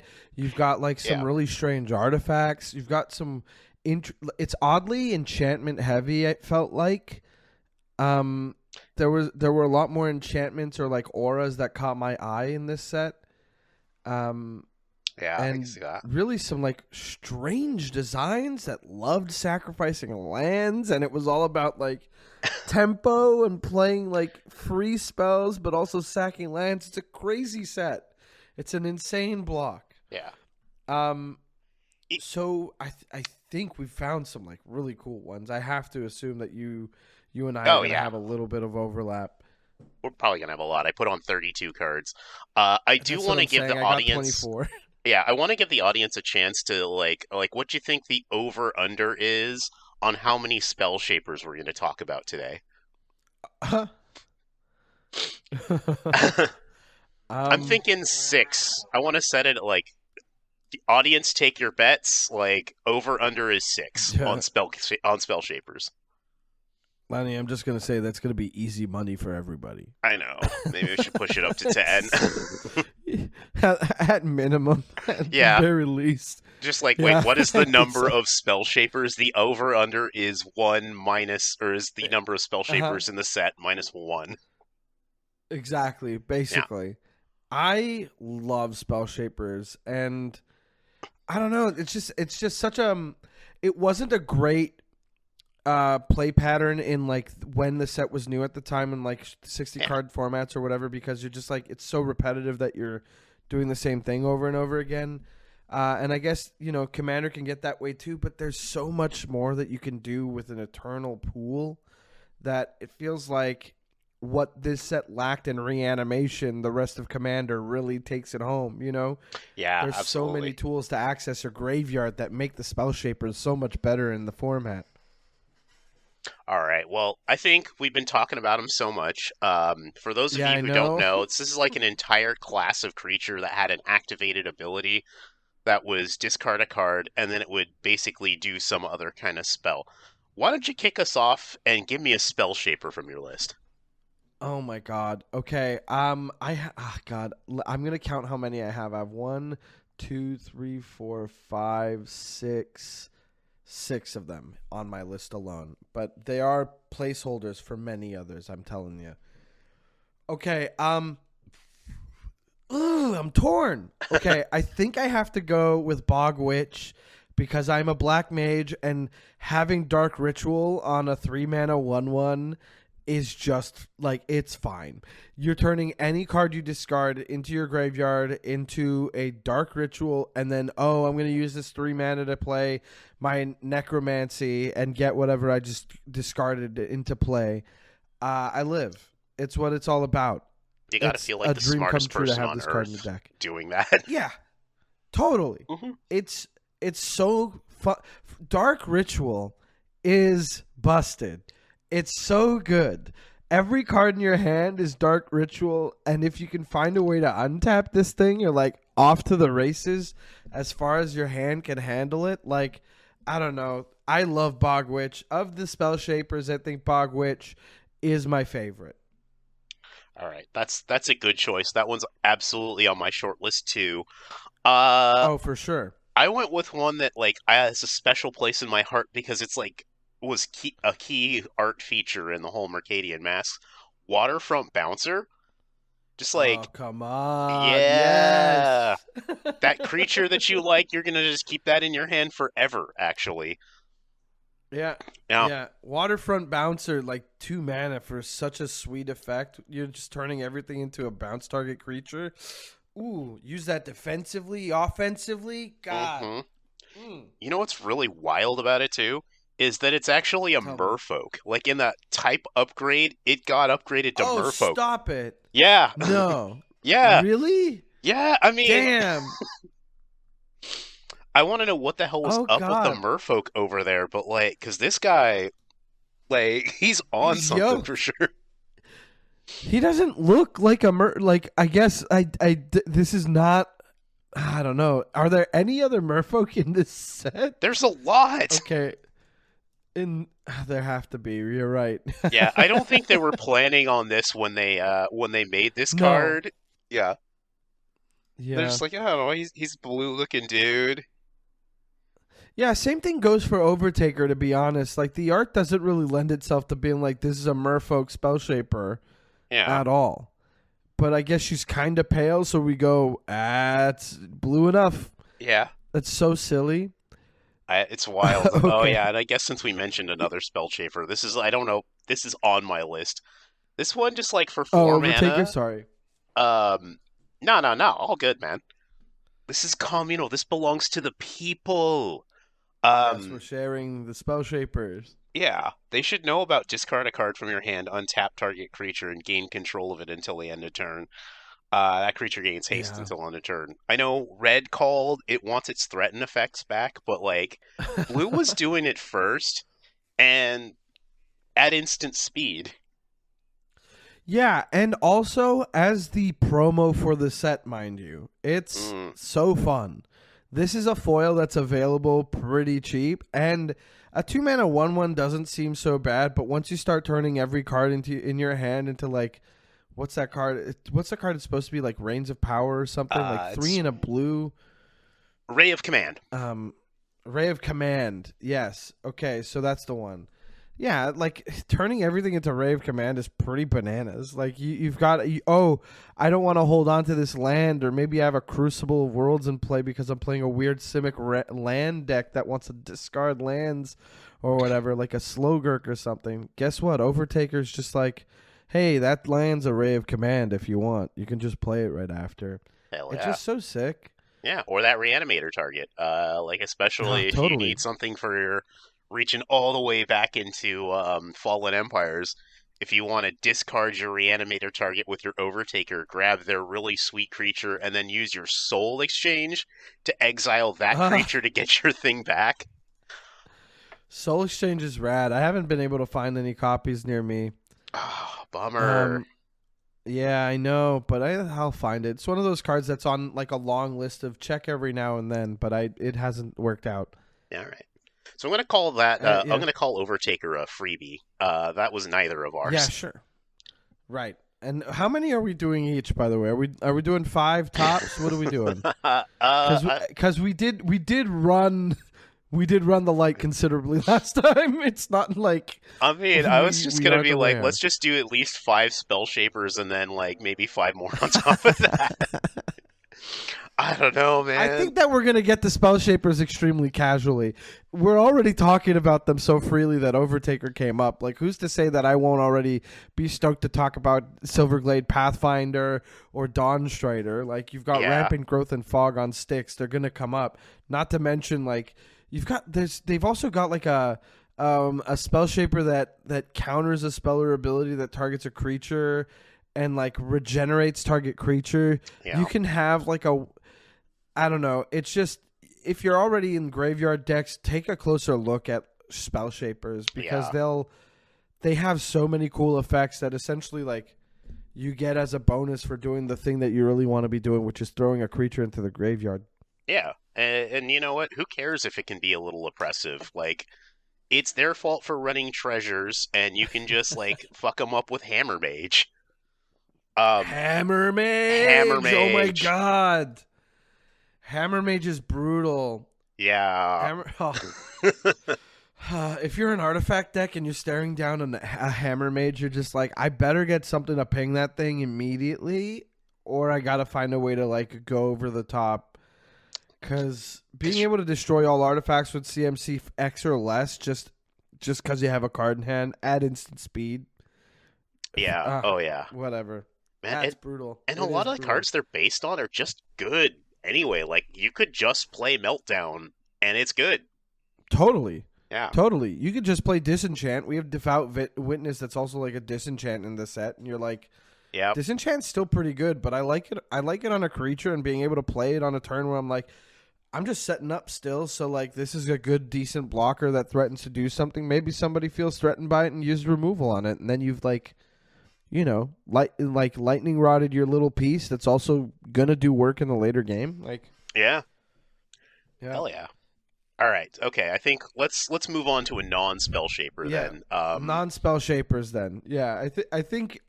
Each one of us came in hot. Number 1, spell shapers as a whole. We've discussed spell shapers. Let's talk about the rest of the set. And do you wanna hit me with one of your non-spell shapers first? Yeah. I'm gonna do this one because I'm contractually obligated to discuss this particular card. And are you ready for story time, Mike? Oh God. Okay, I want to talk about fine. Candlemonger. I thought you were going to talk about Story Circle. I was like, oh, that's on the list. But no, we got to talk about Scandalmonger. Scandalmonger's brutal. So, 4 mana, 3/3, 2 mana. Target player discards a card from their hand. The reason you don't see obviously this card, 3 and a black. Yeah. Like, it's got to be a black card for sure. Absolutely. But the reason you don't see people playing this is any player may play that card or activate this ability, but only during sorcery. Yeah. Okay, so I had this card in a deck, and I was playing Unsleeved back in the day on the lunch tables at high school. And this is where I learned that reading the entire card is the most overpowered thing you could possibly be doing in Magic. And by having overpowered, more information is pretty good. Yeah, yeah.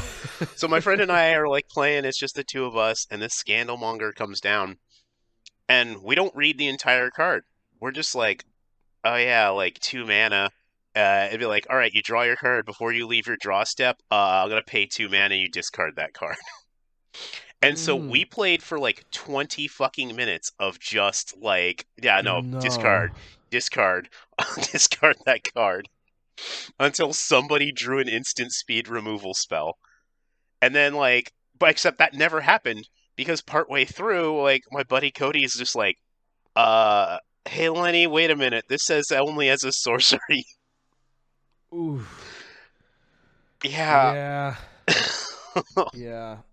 So I it's mean, it reminds me of a time that I played what's it called? From Beyond. And From Beyond it's an enchantment from like one of the Zendikar sets that has a sacrifice trigger that like you can go search up any Eldrazi card in your deck.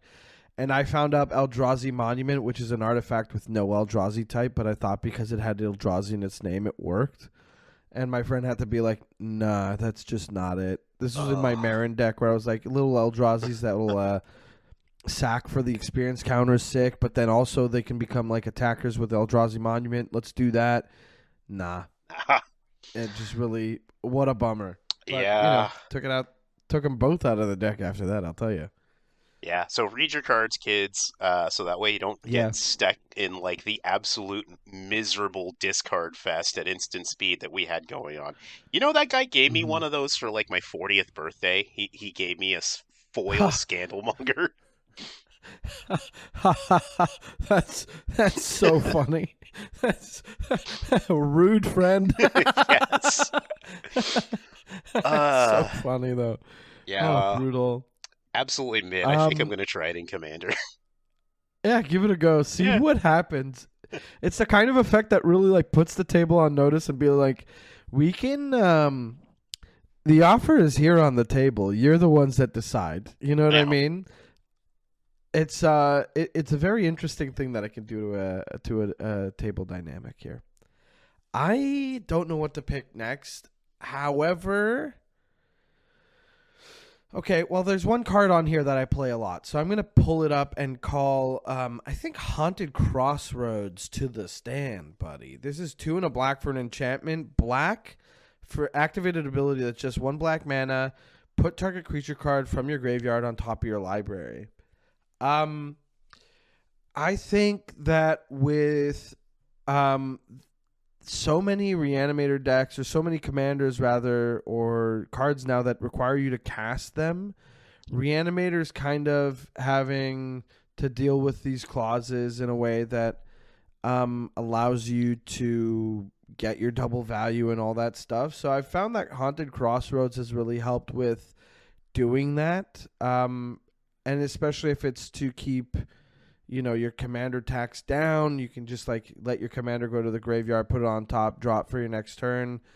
That's been fun, but I think it's most at home in my Master Transcendent deck, where I put something on top of my library that I want to mill with a rad counter, and then I use the Master to tap. I tap the Master to get a creature that I milled this turn into play as a 3/3. And I think that like Haunted Crossroads has been a real role player in that deck. So I've started putting it in a couple of decks, and really every time it's come up, pretty solid. Really good in a Rakdos the Muscle deck, So have you had any experience with Haunted Crossroads? Have you played with this one? Oh yeah. This is I would almost challenge you and say I think this might be pushing it, if not above mid. To be honest, I did feel that way, but I just don't see it in play. The only time I see it in play is when I play it. So, I don't know many people who play this, and I feel like, okay, if I'm the only one up here turning up with Haunted Crossroads, then maybe it's mid, That's fair. I've been on the... let me check on EDA track. Yeah, I'm kind of curious about that. You do that, and I'm going to tell my experience. My experience with this card is in very grindy decks that just keep recurring stuff, or Yuriko the Tiger's Shadow, where they just rip the same like Draco or like giant whatever on top and just kill you that way.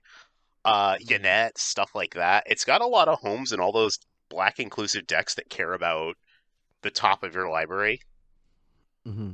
And that's like where it's really, really strong. And but I think there's a couple of mid uses for it, like saving key parts of your graveyard.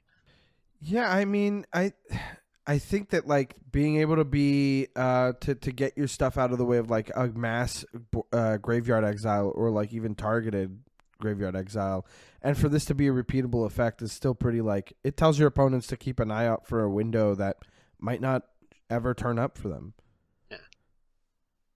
And keeps All people right. on their toes. It's not very played though. It is on EDA Trek. It can be in up to 4.6 million decks, and it's in 12,000 decks.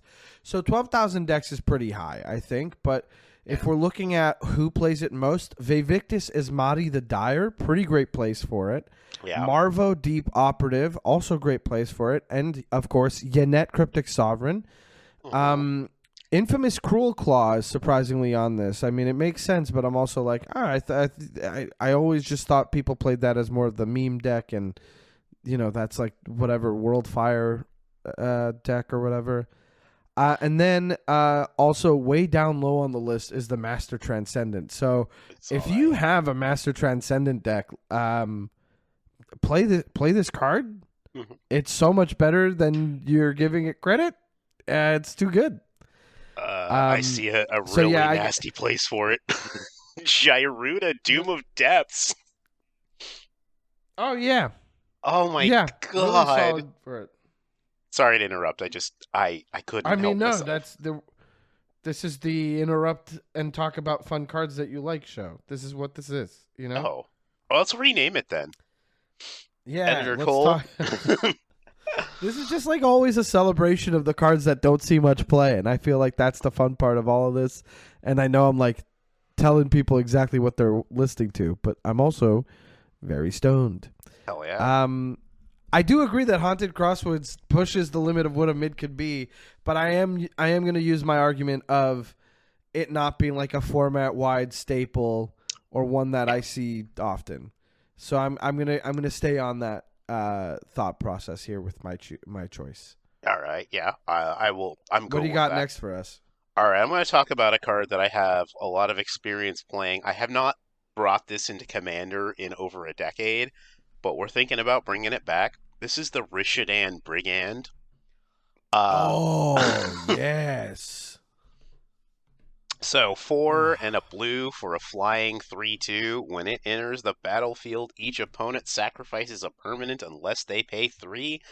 This thing can block only creatures with flying, but who cares?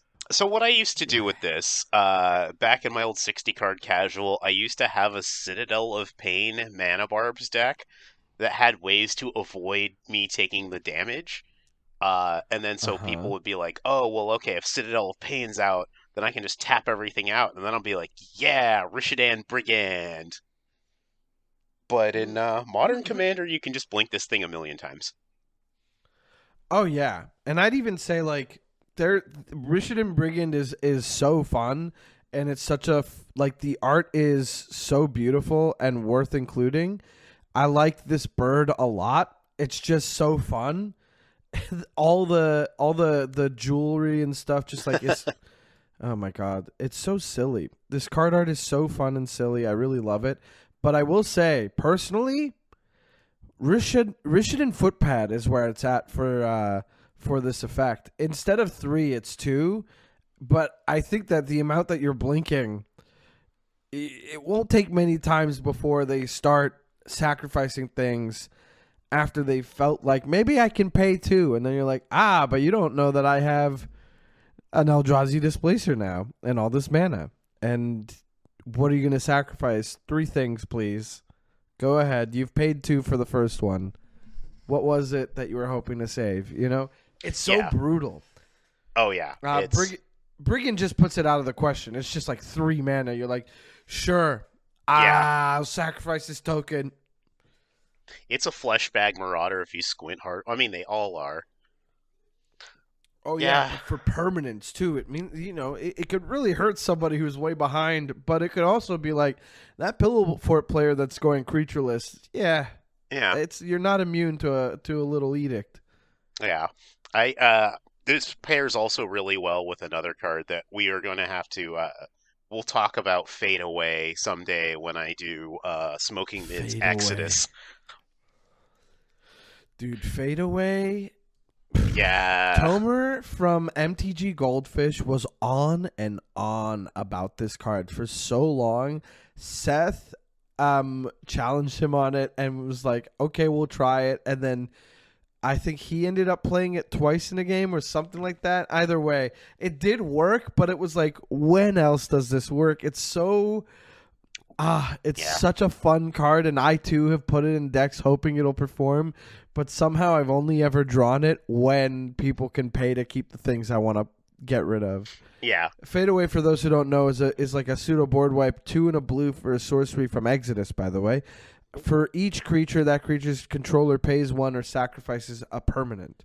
So it's like, okay, get everybody tapped out and throw this down and see how they feel. You know what I mean? Yeah. Follow that up. Mix it up with what is it, Tormenta Hailfire? Yeah, exactly. Well, I mean, I guess you could pay X into 3, but that doesn't feel as cool. Exactly. I don't know. No, it's less cool. We've seen it. Yeah, but that's we're gonna editor Cole cut that audio and put it when I do Smoking Mids Exodus. All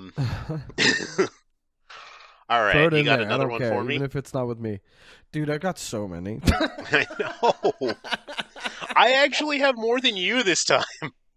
No, you do. I tried to be so restrained, and I still ended up with 24, and I thought my logic was sound, because I do have lands on here, but it's the cycle of depletion counter lands. Oh, I guess I'll talk about those, even though I was going to talk about something else. Yeah, dude, these lands are pretty sick. Like, if you're a battlecruisy deck that doesn't get into much until later, and you, like, end up with these lands, good for you. You know, like, I think that, what was it? It was Peat Bog, Saprosin Scary, Hickory Woodlot, and now I'm blanking on... Sandstone Needle, and I want to say Remote Farm. Remote Farm, correct, yes. I had the other cycle of lands apparently. I saw that. I was like, hey, wait a minute. I made a mistake. I had Fountain of Cho, like the storage lands that come into play tapped. Like, whatever. Try those out, too. Why not? Go nuts. But I'm talking about these depletion lands that literally, like, okay, so here's what they are. There's one for each color. I'm going to talk about Peat Bog because it's black, and that's the best color in Magic. So Peat Bog is a land, and it says Peat Bog comes into play tapped with 2 depletion counters on it. Tap, remove a depletion counter from Peat Bog add 2 black mana to your mana pool. If there are no depletion counters on Peat Bog, sacrifice it. I don't even need to proliferate for this to be good, dude. If I get 2 turns out of this and like get to make 2 extra mana out of a land, I'm turboing. It's not bad. It's pretty sweet. Plus, if you've got a proliferate deck, then it's like, great. This will be fantastic for you. Oh, yeah. I used to actually have an Atraxa list that ran them. Of course, yeah. I also ran them in CEDH because... Are these seeing CDH play? It's fringe as fuck, but okay. Like, just imagine this scenario, right? It's like, okay, well, like Lotus Petal, or back in the day, Mana Crypt. So you could just be like Mana Crypt, Soul Ring, Chrome Mox, some stuff like that, right? You could just drop like this Remote Farm, drop that stuff, play whatever else you need. And then on your next turn, you've got 2 colored mana, and then it's like a much more turboed turn. Like if you're willing to take like turn 1 off, I think it's totally fringe because maybe it's a little too slow for something like Rog Sai, but like I had success for quite a while. I'll say this too, though, like coming back to more casual play, like because we know that if. In CDH, if you get like a couple turns out of these, like you're probably aiming to not have to have more than 1 turn. You know what I mean? It's just like you're going for the kill. It's so hard. But if you're not taking advantage of the counters and like proliferating and stuff, I do have a special place in my heart for the white one, specifically because of all of White's catch-up ramp. Like, if you get this early and then it disappears, and then all of a sudden, this player has less lands than me, or more lands than I do, all of a sudden. Now I get to have, a land tax trigger, or Keeper of the Accord trigger, or, it's there's you could take advantage of this a little bit more in white than in the other colors for sure. Oh my god. Now you got me wanting to be like, wait, can I... If you have a mono white deck out there and you want to cut a plains for one of these and try it out, get back to me, let me know how it played. But it's definitely like an early game card. I mean, any land that enters tapped, but Well, I'm thinking about this because there's some tech I've been thinking about lately. Some people in some Discords I chill in are into that whole white catch-up ramp thing with Lotus Field, and so it's like Lotus Field brought back kind of stuff. And this would fit right in there. And I was just trying to think, can I stack the triggers? And I cannot do that without outside help. But I think honestly, spot on, very insightful to suggest that, and it's going to live. It doesn't even have to be just the catch-up ramp. It's also going to be like if you get a Sun Titan trigger and you're like, I don't have anything else worth, but bring back the land that taps for 2. You know what I mean? Like, you can have it for next turn, but at least you'll 2 extra mana next turn, 3 if you've got a land in hand. You're golden. Hell yeah. What else you got for me? Because this will be. I guess this is number 3 for me, I guess. If number 1 is both of us going Spell Shapers, 2 for me was Haunted Crossroads, and then I got this land cycle. So now we're on our 4th picks of 5. Lenny. I don't know why I Leonarded you. That's that okay. was uncomfortable. Lennifer, what is your next card? Okay. You know what? I'm going to talk about a black card. I'm getting high and going full name. I'm so sorry. You used my government name. That's okay. I accept your apology. All right. I have a thing. I have a thing for making people discard cards. So I'm so down. Larceny. Yes. This is reverse coastal piracy. Oddly enough, they're in the same set. Whenever a creature you control deals combat damage to a player, that player discards a card from their hand.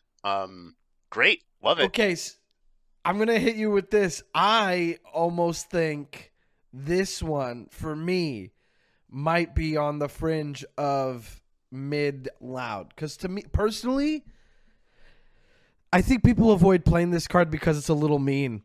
Honestly, I think it's it's already so shitty that you're taking damage. Now there goes your hand in a token swarm deck. Yowza, that's brutal. But I would say that we don't see it in play much because it is mean, but it is powerful. I don't know if I would consider this a mid. I really love this card, but it's absolutely brutal and so strong.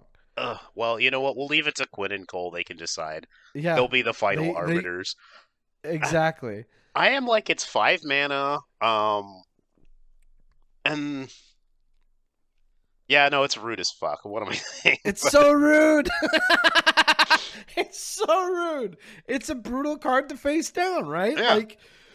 I don't know, whatever shell you're in, you could probably be in a even just a mono black tokens list, you can get into some reanimate shenanigans that reanimate from an opponent's graveyard or something. Yeah. If this isn't a Dimir deck, you can get in with some invasion and make sure that you have something to pick from.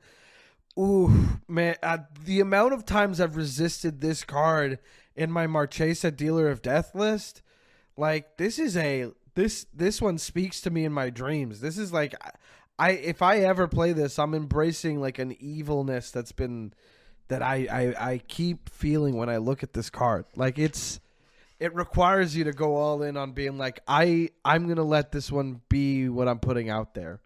What Fair a card. Enough. Yeah. Okay, but what about mono black Turgid tokens with this? What the fuck is going on in this episode? That's what I'm saying. You're a Turgid deck. You've already embraced that life. You know what I mean? Imagine I guess the place I would see it best is in a deck that really needs to protect its board state. That's every deck. I don't know what I'm saying, man. I'm thinking like the what is it? The Anawan like Rogues deck back from Zendikar Rising. Jesus, yeah, exactly. Like just any of that shit that's like super like evasive with tiny and it's creatures. on theme. Oh, yes, so good, so good. Man, what a card. Yeah. Ooh. Okay. I just thought of an idea for a bonus round if we want to do like a 6 in Hell quotes. Yeah. We go into each other's list and pick one that we don't have on our list to talk about from each other. Okay, fun. Here goes. All right, so this is number 4 for me. I want to talk about Unnatural Hunger. I saw this card and just was like, damn, that art is dumb. What a weird piece of art. It's giant guy eating a shield because giant. Who knows? But it's an enchantment. It's an aura that enchants a creature. Unnatural Hunger, 3 black. At the beginning of the upkeep of enchanted creature's controller, Unnatural Hunger deals to that player damage equal to enchanted creature's power unless they sacrifice another creature. So, a lot of stuff on this is super fucking sick. 1, yes, it's an aura and it's fragile and it needs to get to your opponent's upkeep. Whatever, I hope it gets there. But it deals damage to its power, to its controller, and it can't sacrifice itself to this ability. If you're in like a Curses deck and you throw a Paradox Haze on this player, you're going to have their creature dome them for whatever amount, or like if they play a very scary threat that can't attack until next turn, but at least it's going to hit them in the face first. I just really think this card is cool as hell. I don't know if I'll ever get it in a deck, but if I still had my Ariette of the Charmed Apple and wasn't doing a land aura thing, I probably want to put this one in there and be like, who knows? Protect my stuff. Get like whatever enchantment removal thing I can muster and then just turn this on somebody. Ooh, weird card. Yeah. Very interesting dials on this. It'd be kind of, if you like really have somebody that's bullying you with a Voltron deck, this would be a great one to put on there where they just keep. Yes. And there's got to be like a thing that gives an enchantment's lifelink. Like, there's got to be a weird Michael Solani brew in here, where, the enchantment itself is dealing the damage, not the creature. So it's not like you can give a creature infect and then that kills its owner, but it's the enchantment dealing the damage. So like, maybe there's something to that. Like, you'll get lifelink on your enchantment. It's really a long walk for something just stupid and cool, but it's like, I don't know. It's a fun thought process. Yeah. I mean, yes, maybe those Mogus Punisher decks, like, that care about, like, that want to have those things that double non-combat damage. This would be a great pick there. Well, I'd say Mogus is probably not the right one because they could just sacrifice this creature to Mogus. Yeah, okay. Yeah. Then who's the guy that they're doing now to replace that? The Lord of Pain. Lord of Pain. Yeah. There we go. Or even the Valgavoth, like... Yeah. Oh, yeah, the Valgavoth for sure, actually. That's... Yeah. Sorry, Cole. He hates that card. Harrower of Souls? Yeah. The commander deck that I've been low-key building in the background, but don't know if I can commit to it, but have a bunch of the pieces just in a deck box ready to go. I'm doing it. That's what I'm doing tonight. Hell yeah. I've got a buddy that he only plays precons. And that's his fucking favorite one every time. Like, if we go to play Magic, he's like, did you bring that one? And I was like, you know it. It's like his personality in a commander deck. Honestly, it seems like a great fast deck, and it's full of like value, but also very silly pieces. Like, who plays barbed wire? Right. You know what I mean? Like, give me an excuse to throw in Isolation Cell. From New Phyrexia, which is a 4-mana artifact that says whenever an opponent casts a creature spell, they lose 2 life unless they pay 2. Do you know how often people don't pay 2 and I draw a card? All the time. All of it. Yeah. Like, yeah. Anyway. I used to play that card so much. So dumb. It was like in a creatureless control deck a while back when I was doing like kitchen table stuff. Ooh, Oh man, I love that such kitchen fond table shit. memories. Yeah. That's what I'm saying. Masks really got me into thinking like I need to find the next level of these cards because they're giving me such weirdness to go on. Damn. Okay, I want to talk about another card, but it's your turn. You're up. All right, I'll let's go do you quick. next. You know what? I'm going to talk about a white card because we haven't talked about white cards. True. Listen, I'm into Noble Purpose. So okay. like 3 and 2 white. Whenever a creature you control deals combat damage, oh wait, clicked out of this. Combat damage to at all, you Nope. gain that much Yeah. life. I gotta double check this because this might not actually. Yes, so this does not grant lifelink. Exactly. Yeah, it's the old way of templating it. Yeah, so that means you can put this in your deck with like a bunch of lifelink creatures, and you can gain pornographic amounts of life. I think. Yeah, pretty nuts. I think for anyone who's ever spent time with like a Victory's Herald or the Whip of Erebos, where you just give all your creatures lifelink, Jeez. it's kind of a nightmare. Like it can just get out of It hand. feels super insurmountable. fast. Yeah. Yeah, like you need to be Whip like. of Erebos is a menace. Oh yeah, I mean this doesn't have that. It doesn't have that.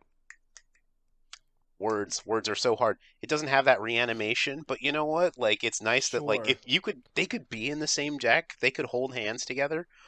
Or could you just imagine dropping this on like turn 5 with like a bunch of creatures and then being like, all right, and then next, True Conviction. That's ridiculous. True Conviction with this out is just like you're getting 4 times the life you would have had before. It's magical Christmas land, I know, but like I need a little Is it Christmas though? in They're June. one after another. Like in a mono white deck that just wants to gain life. Yeah. Like I had a Daxos deck, like the mono white, 2 mana Daxos Blessed by the Sun deck so long ago, which was just like Soul Sister deck, and I never remember it, but this was in it with True Conviction, and like the dream was there. It's like it never happened, but like, ooh, I've definitely written this story before. You know what I mean? Yeah. Hell yeah. All right. Good. So out of reach when you get them to connect. That's so fun. Noble Purpose rips. Gives you a little bit of an aha. Yeah. Life gain is good. Life gain is good. Life gain is extra turns. We're on that podcast, right? Might as well talk about that. Like, yeah. Man, this sucks. Picking the last one, huh? Yeah. Okay. Hit me with the blue card. Okay. Statecraft. Statecraft is a 4 mana, 3 and a blue enchantment. Prevent all combat damage that would be dealt to and dealt by creatures you control. I think that the Pillow Fort decks out there aren't going hard enough. You know what I mean? Pillow Fort your creatures, all right? Pillow Fort your creatures until you can sacrifice this and go all out. Really set them up to be incredible blockers for you that can get in the way of anything and not dwindle in numbers. Sure, it's basically like being like, hey, they're indestructible. But really, I think that there's just something fun about it being a 4 mana blue enchantment that does effectively like a similar thing. Like it won't protect from damage-based board wipes, whatever. But it's still like, hey, this is, if you want to come tussle this way, it'll be a moot point, you know? I like this card and the art's pretty fun. Okay, yeah. No, I'm very into this. I skipped over this when I was looking through things. I'm like looking at who's even using it on EDH Rec. Yeah, And, I haven't even bothered checking that yet. Oh yeah, you gotta have a conversation with the people. I see a Zedru the Great-Hearted as the top commander. That's awesome. Okay. Yeah, and he has the Gale Force. What? That makes sense. Yeah. Then you can give this permanent over to somebody on your right, and then their stuff doesn't deal damage. Yeah. Okay. Yeah. We can Rebecca, Wizard Savant. That's just somebody putting together a deck that's Yeah. stupid. Yeah. No, this is entirely. I like that we go 3 deep, and like this is entirely somebody's weird theme brew. It's like in 32 decks. You know what? Rebecca is. Listen to this text box, guys. If you don't know Rebecca, Wizard Savant, 2 blue for a 0/1 summon legend. Okay, I'm not going to the Oracle text on this. Tap for Rebecca. Rebecca deals 2 damage to target creature or player and does not untap during your next untap phase. So, like, Statecraft wouldn't stop damage from being dealt by Rebecca because it's not combat damage with that pinging ability.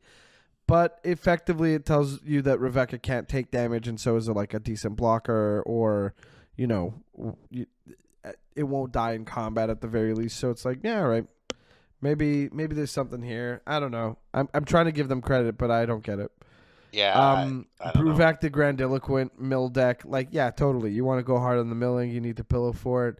Mm-hmm. Yeah. I'm shocked I don't see Commodore Guff on here. Because I'm looking at that and thinking about what you're talking with the pillow forting, and I'm like, oh my god. Mm-hmm. Like all those little crappy old wizards he makes? Yeah. They're just that's the wizards, yeah. Yeah. Like, yeah, no, I'm going to keep my wizard. Yeah. I have a forced card draw deck. Like, I have an Esper Second Doctor Visla or Turlo deck that I'm trying to get to a place that, like, it feels like it's working, but my sideboard is like 180 cards deep now. And the problem I've run into is like, yeah, the board gets, people send their stuff at me and my stuff dies because I have to block. Well, maybe I don't need to deal with that, Maybe this is the answer instead of just all the pillow fort effects that, like, propaganda and stuff that people tend to destroy. Maybe I just need to, like, have some backups of that in some way. Yeah, just a crappy token and then boom. Yeah, that. I like exactly. Don't care. It's out there. Do you want to do, like, the thing I said about picking one from each list that we haven't talked about? Heck yeah. That we don't share.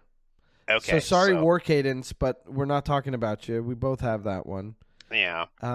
Look it up. But it's really good. You look it up, and slam it on a turn where everybody's tapped out, and you've got an unblockable board. Pretty sick. Okay. Okay, I picked mine, but I hate it. Okay. You're gonna understand why. You'll get it. Okay.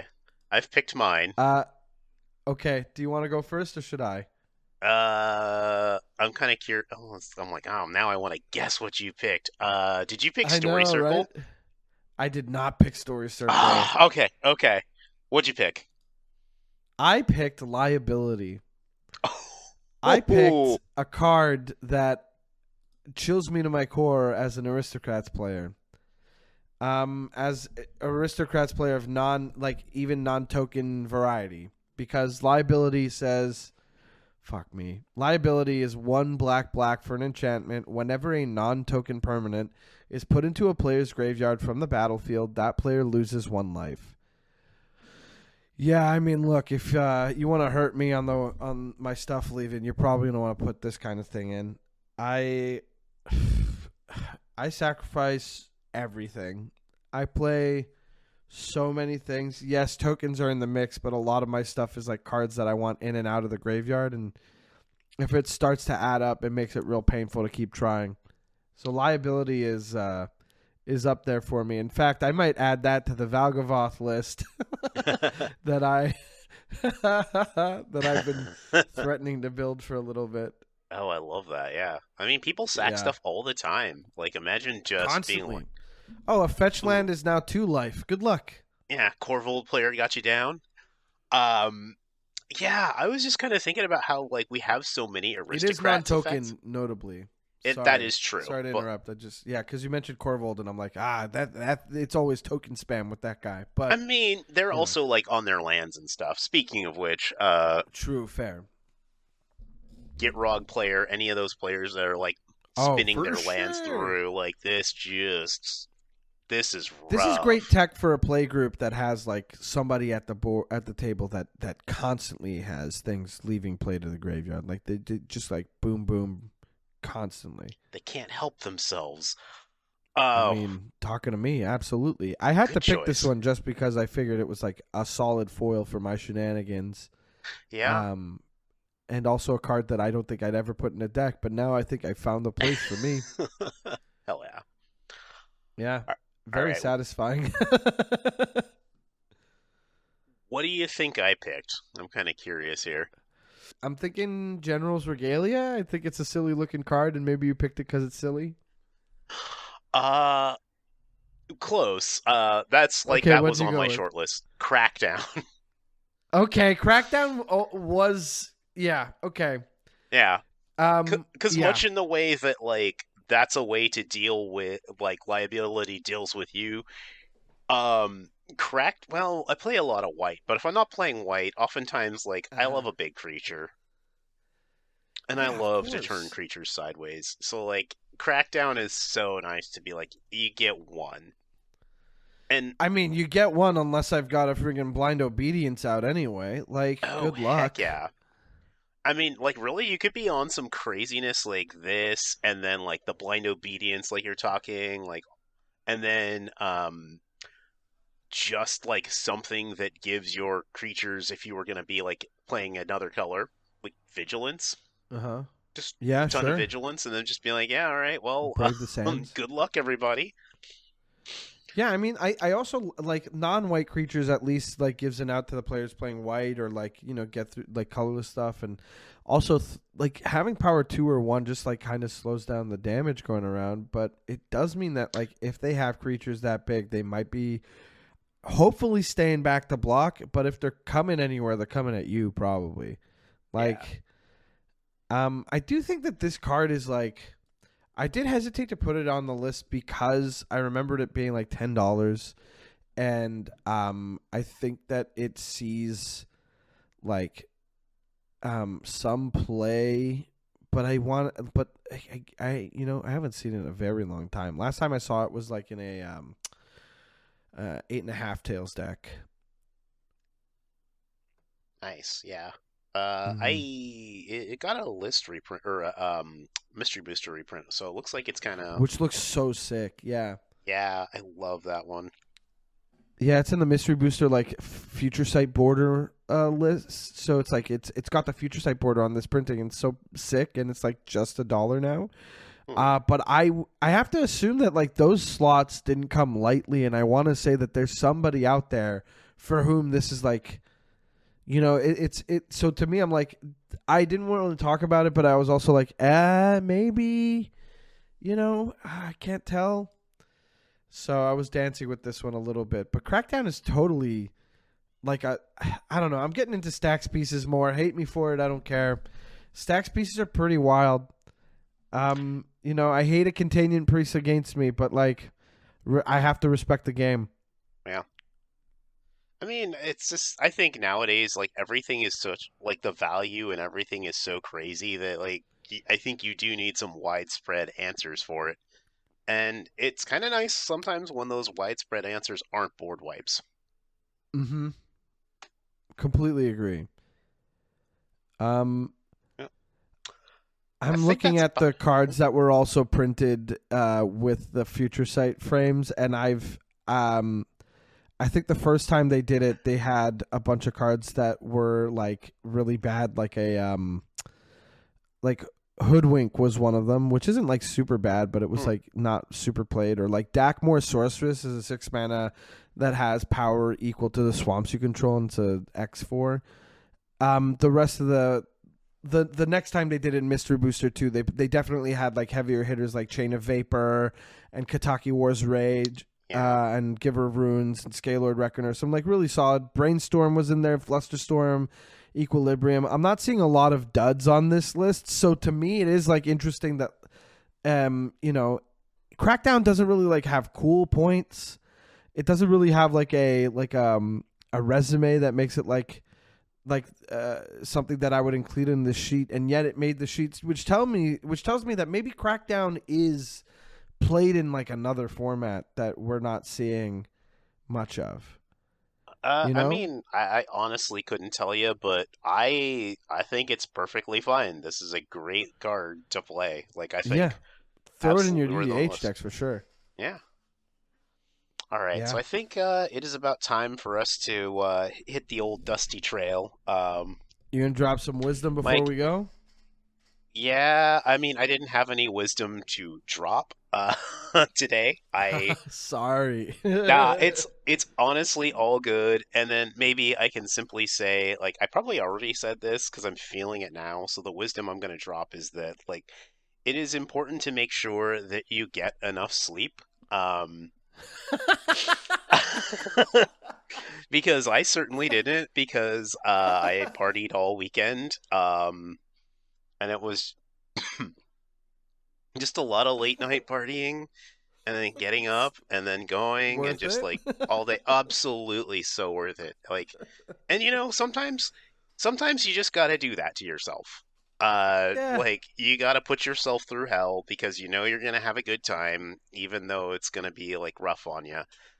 The older you get, for our younger listeners, that gets harder. So make sure you're managing that. And actually, no, I've got the actual wisdom.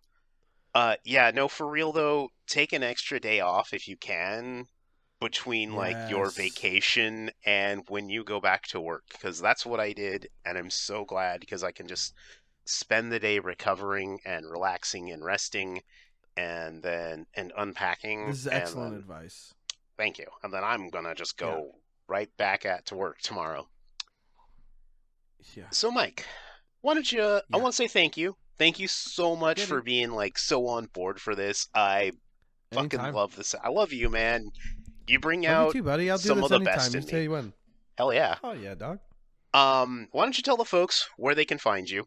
If they don't know already, which they should.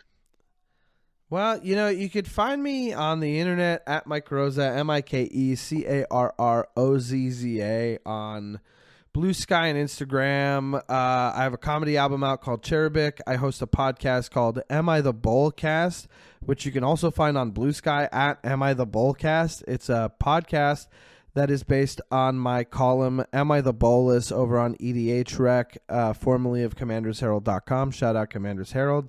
And yeah, I mean that's where you can find me and listen to my stuff. And I also write for Cascade. So if you are interested in getting a magic zine with a bunch of articles by like really talented writers, Cascade, sign up for it. We're working on issue 2 right now, and I'm really stoked. Hell yeah. All right. Well, thanks again, and everybody have a good one. Later.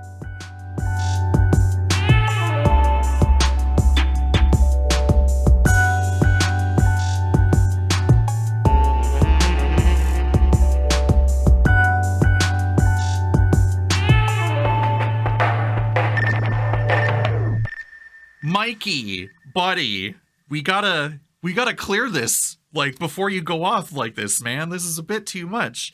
But hey, Mike, thanks for coming in with Lenny and doing mids of Mercadian Masques. Really appreciate it. Mercadian Masques. So good, so funny. Let's get into Brews Off the Shelf. So Nick, what the fuck, dude? What are we doing here? How are we same braining? Like, okay, I haven't built the Gideon deck yet. I haven't built the Dejero deck, but I want to get into your brain. What the fuck? Did you check my list? Do you have any standouts that you're like, oh, I didn't think of that? Well, so because this needs cuts. It's at 116, so no. I'm no doubt gonna be pretty similar. Like obviously cramming in as many Gideons as reasonably possible. We're the thing about good old Planeswalker decks, Planeswalker.deck, Super Friends, whatever way you want to phrase it and call it. It can be pretty hit or miss. We're mono white cards have never gotten any better. Like they're the best they've ever been. And so there's a lot of ways for us to sort of circumvent a lot of the card advantage issues that, the decks of the past used to have. There are some that I don't have access to, and there are some that I definitely grabbed as part of like the package, like Gideon's Triumph, which is going to fuck up one target Empress Quinn for sacrificing 2 attacking creatures. I couldn't please my attackers. I couldn't grab a Semester's End because they just, didn't have it, and that's the way it is. A lot of it comes across as like, this is pretty favorable, or like this makes sense for the deck. Grateful Apparition, Lae'zel, giving your stuff protection, like your planeswalkers protection via Archon of Absolution or Baird. Yeah, my list kind of goes Pillow 40. Yeah, so like you're trying to leverage I see where you're coming from. I'm going to see what I can do to not come from that same angle and see what I can do to carve out my own niche. It's just that, a lot of it's pretty tried and true already. And then you're like, but I want to highlight how these Gideons can become creatures and then go to combat and put in the work, I can't help but notice that Jeru hasn't entered the battlefield ability. Yep. So which would benefit from blank spells like, I don't know, Philia or Sword of Hearth and Home. I will not go further into this line of thinking because it is dangerous. And what was that first suggestion? Say it one more time. So, you said Sword of Hearth and Home, and what was the other one? Oh, the other one is Philia, Exuberant Shepherd. That fucking dog, I fucking tell you. I'm tired. I'm fucking sick of it. I know, sweetie, I know. But how many times don't have to explain their cultivates, so listen, I don't want to hear it. Speaking of homogenized gameplay, don't worry, I have my own thoughts about how to do that Flicker ETB tech. I will not elaborate further. We will see what the final result is when I finally get my hands on my own set of this stuff. But yeah, great minds think alike or something. I don't know. It's a funny coincidence because this process for me started 2 months ago. Yeah, no, mine was very much a very recent development of like, get the idea, deploy the idea, see how it all may work out. And also take the lessons that I've learned from playing, cards, from playing Magic, the last few years, even the last few months. And God, is this going to be my gateway back into making a fucking, not Shanid, what's the Dahada? I made a Dahada Super Friends deck like years ago, around like Gideon and the mono red Sarkhan that makes all of your planeswalkers dragons. So it was like, that was sort of like the foundational inspiration. And then that's something similar. I see. Yeah. But you're dumping a bunch of legendary stuff into the graveyard anyway, and then you just do whatever you want with that. But I don't know. Yeah, I've always been I always want to do the Gideon thing, and I know you can do it. There was that one with what's her name, Felisa. Like you do it in Orzhov, and then your Gideons die, and then you make a bunch of Inklings and all that other stuff. And I was like, yeah, that seems pretty fucking cool. Let's start with the mono white thing. Maybe I'll go that route. Maybe I won't. But also getting a bunch of Gideons, pretty easy, pretty cheap, pretty affordable. WotC, please bring that man back as that fucking Aether Gideon, please. Please. Thank you. His ass is dead. We're going to see him in Alt Universe where he's going to talk to Liliana and she's going to be like, don't do this to me, you sick fuck. And Jason's going to be like, but Gideon survived. Gideon could live. I don't know. We'll see how. No, Johnny hit the fucking. No, dude. Jace is dead. Jace is as dead as Gideon. And I'm just like, bro. Why do you gotta be like that, dude? Maybe we'll see, a supplemental set new card like a Modern Horizons. I don't know. We have to see yeah, what dude, the fuck. ruin people's day with a Modern Horizons, Gideon. Let's go. Oh no! I thought they said they weren't doing Modern Horizons anymore. Oh, did they? Well, or they're not. Horizons. It's not as saturated, but also Modern Horizons 4 Gideon will scare the fucking hose for sure. Absolutely, I can't wait. All right. One last thing before we move Yeah. on is I was the name I immediately kind of came up with was Drowning in a Puddle, and it's a reference to the one story beat that came out in Battle for Zendikar, or maybe it was Oath of the Gatewatch, where Gideon, despite his indestructibility, gets starts drowning in a puddle from Obnixilus. From Obnixilus, and I thought that was a funny little flavor resonance with this deck. Where it's like, he loses his planeswalkerness and could potentially drown in a puddle. That concept, what a cool way to be like, by the way, like physical invulnerability like has certain workarounds if you're smart enough. And fucking Obnixilus just fucking grabs him by the throat and then just throws him underwater. It just waterboards him, and you're like, swirly. Wow. Damn, that's brutal. But yeah, cool. I love that. Quinn, what deck do you got for us this week?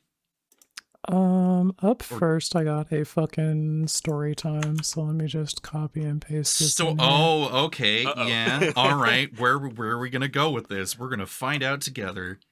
Yeah, it's a gameplay experience about a Rakdos Iara deck. There's no deck tech because the deck is bad and I can't figure out how to make it good yet, but hey, so been brewing with bracket 3 intentionality more lately because I'm having some of the worst fucking games in bracket 2 on MTGO as of late. So the other day I pull up with that bad Rakdos Iara deck trying to fucking like get it into shape. It's bracket 2, so like you're allowed to play bad cards and bad decks, but so I set up this game, I put bracket 2 in the description, and who joins but fucking Sithis, Harvest Sand, and the motherfucking Maelstrom Wanderer. These are just some fucking signposts for a game that you know is gonna go. Moxfield says it's a 2, and that was exactly the experience that we had. Maelstrom Wanderer out of the fucking gate. They ramp into Emoti, they ramp into Maelstrom Wanderer, they're cascading on all their fucking bullshit spells. And we have to answer that or we just get fucking run over by green bullshit. Also, it's turn 5 BT dubs and they've got lethal for the table. Oh So my it's just god. like, brother, this is supposed to be bracket 2. What the fuck is going on here? And all the while, motherfucking Sithis is in the corner setting up to have the game fully locked down in their favor with the ghostly prison and the solitary confinement type beats. And then the fucking Enchantress card that makes spirit tokens the size of your spirit/enchantment count. We realized later that this was Hollowed Haunting, I think. So I have like one neat move that I pull off so we don't die to Maelstrom Wanderer. I cast the 6 mana spell from Edge of Eternity, Terminal Velocity. I put a Cursed Mirror into play with that, which like not what you want to be doing usually, but in this case I copied the Maelstrom Wanderer player's Maelstrom Wanderer and it comes in tapped, so I don't even get to swing. Thanks, Sithis. And then resolving the effects of Terminal Velocity, we get to end step. I sacrifice the Maelstrom Wanderer and it deals damage equal to its mana value to all of the creatures on board. So I pick the fucking biggest thing, the Maelstrom Wanderer, and we wrath the board like that. So I'm like, okay, we've got a tiny bit of breathing room, but I'm a Rakdos mage, okay? I can't fucking touch enchantments once they've hit the battlefield, and Sithis got to keep all of their enchantments.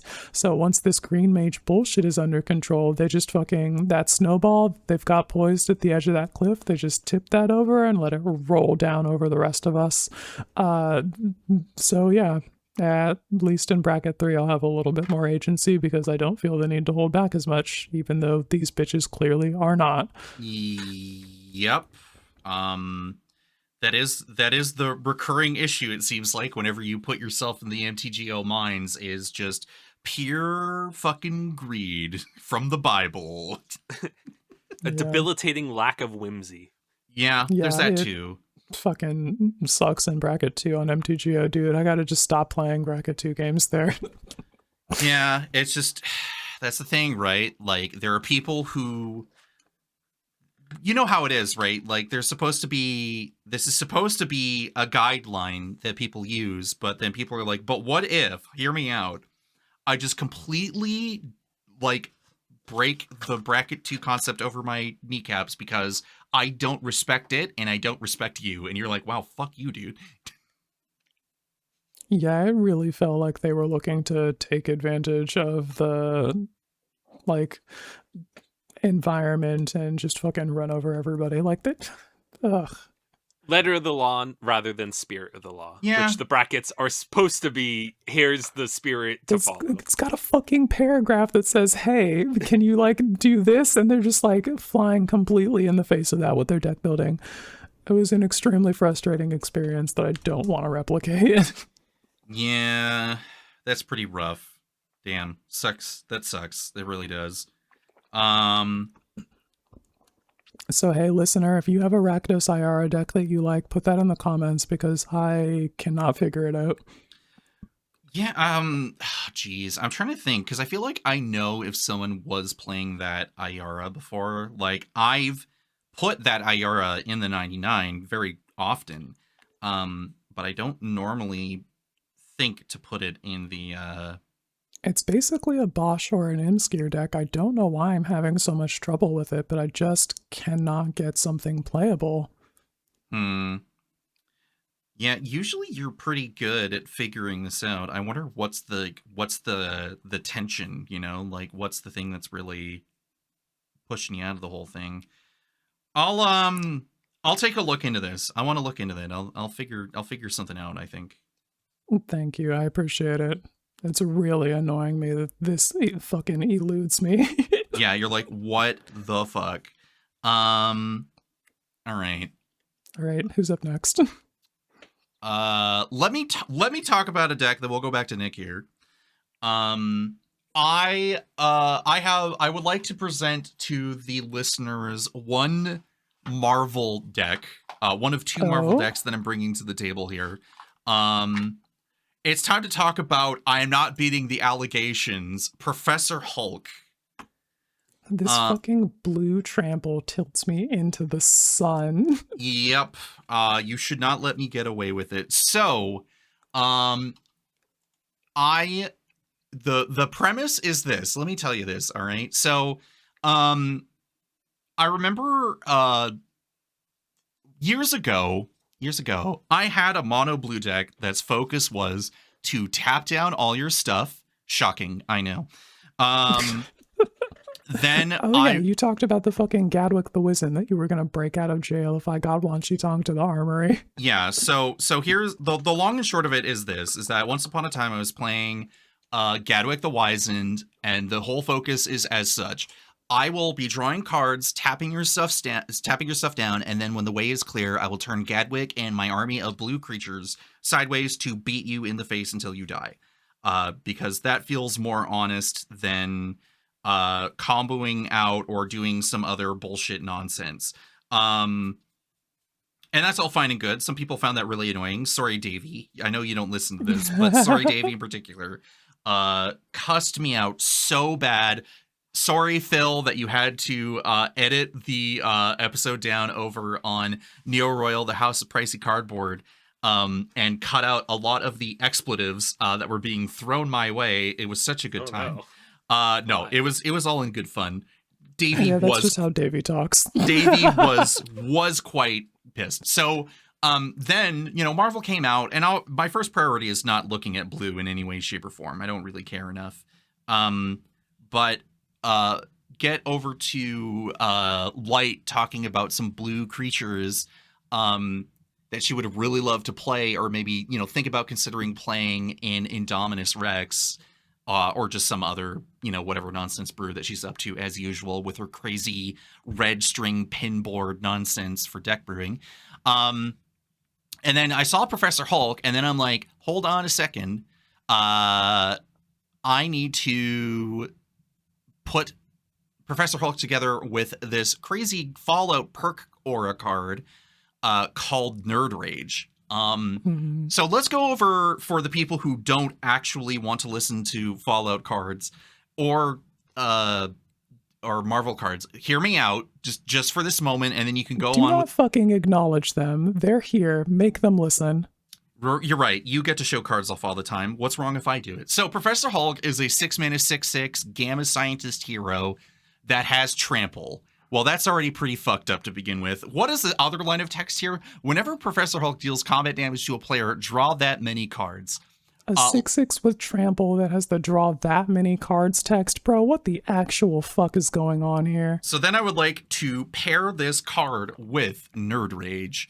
2 and a blue for Enchant Aura, Enchant Creature. Says, whenever Nerd Rage enters, draw 2 cards. So we're already off to a great start. And then Enchanted Creature has, you have no maximum hand size, and whenever this creature attacks, if you have 10 or more cards in hand, it gets +10/+10 until end of turn. So we're already entering pretty fucked up levels of card draw here, which, you know, I know Mr. Fitzy Fitz absolutely loves and adores the concept. But we're entering dangerous territory. So I got to back it up with, like, you know, actual, like, potential alt win con lab man, because I wasn't going to be putting any other fucking bullshit nonsense in here. But the long and short of it is... killed me, actually. You were like, I have a 6/6 with Trample. Oh, but I gotta have a win condition. I guess I better put in lab man. Brother, just kill them. Yeah, well, hold on. But if I'm drawing 120,000 fucking cards, I'm not killing them. I'm at risk of killing myself. Then die with pride. No, I will have an alt win con, and you will have to fucking deal and kill me on my upkeep. Or kill the creature. You know, that works too. So, yeah, I'm doing my general bullshit. Like I said, I had Gadwick the Wizened, so I put him in there. I got some ways to protect my creatures, including Professor Hulk. We got Aesir, Wardwing Familiar. We got Caliphie, Beloved by the Sea. We got some of my other classic bullshit nonsense of Cole plays blue control. So I got Illithid Harvester. I got Scourge of Fleets, rando fucking Floodgate from some master set or whatever the hell this thing is. This is Domino remastered, this particular printing, but this is a fucking old ass card. Oh yeah. You know, Brawl's Expertise, Spectral Deluge. I see you've got the blue Fleshbag Marauder, Summon Valifor. Not only do I have Summon Valifor, but I also got, thank you, Mr. The Benwell, for this one. Kite Sail Larcenist to turn up to 3 targets this bitch into treasures, and then you have to make a decision whether or not you're going to kill this thing or sack your thing as a treasure, and that seems pretty great. I don't know. I just got a lot of my usual tech in here with some other stuff. Nick, I see your suggestion here. What would you like to recommend for this deck? Oh, yeah, my suggestion is Verity Circle, which kind of just fits your tap-down theme. It gives you a card draw every tap-down that's not attacking. I do not know where my copy of Verity Circle is. Trust me, it would be in here if... I do think you're cooking, though. Verity Circle would be peak in this deck. I actually think... Hold on a second. Let me just do a quick Moxfield check here for Verity Circle. Yeah, just do a quick little search, find out where the fuck you have that, and then just cut it from that deck and put it here. It'll be great. It belongs here, obviously. It's not in a current deck, so it's got to be somewhere. I'll find it. I know it's here. It should fit. And now it becomes the dreaded 101st card. Whatever. I think Cole can figure out a cut easily. Yeah. So, I'm here to weaponize blue for the greater good, I guess. I don't know about all that. You sound like Jace. But yeah, I just, I want to punch people in the face with mono blue, and here I'm going to do that, and you got to deal with it. Hell yeah. That's it. Man, fucking...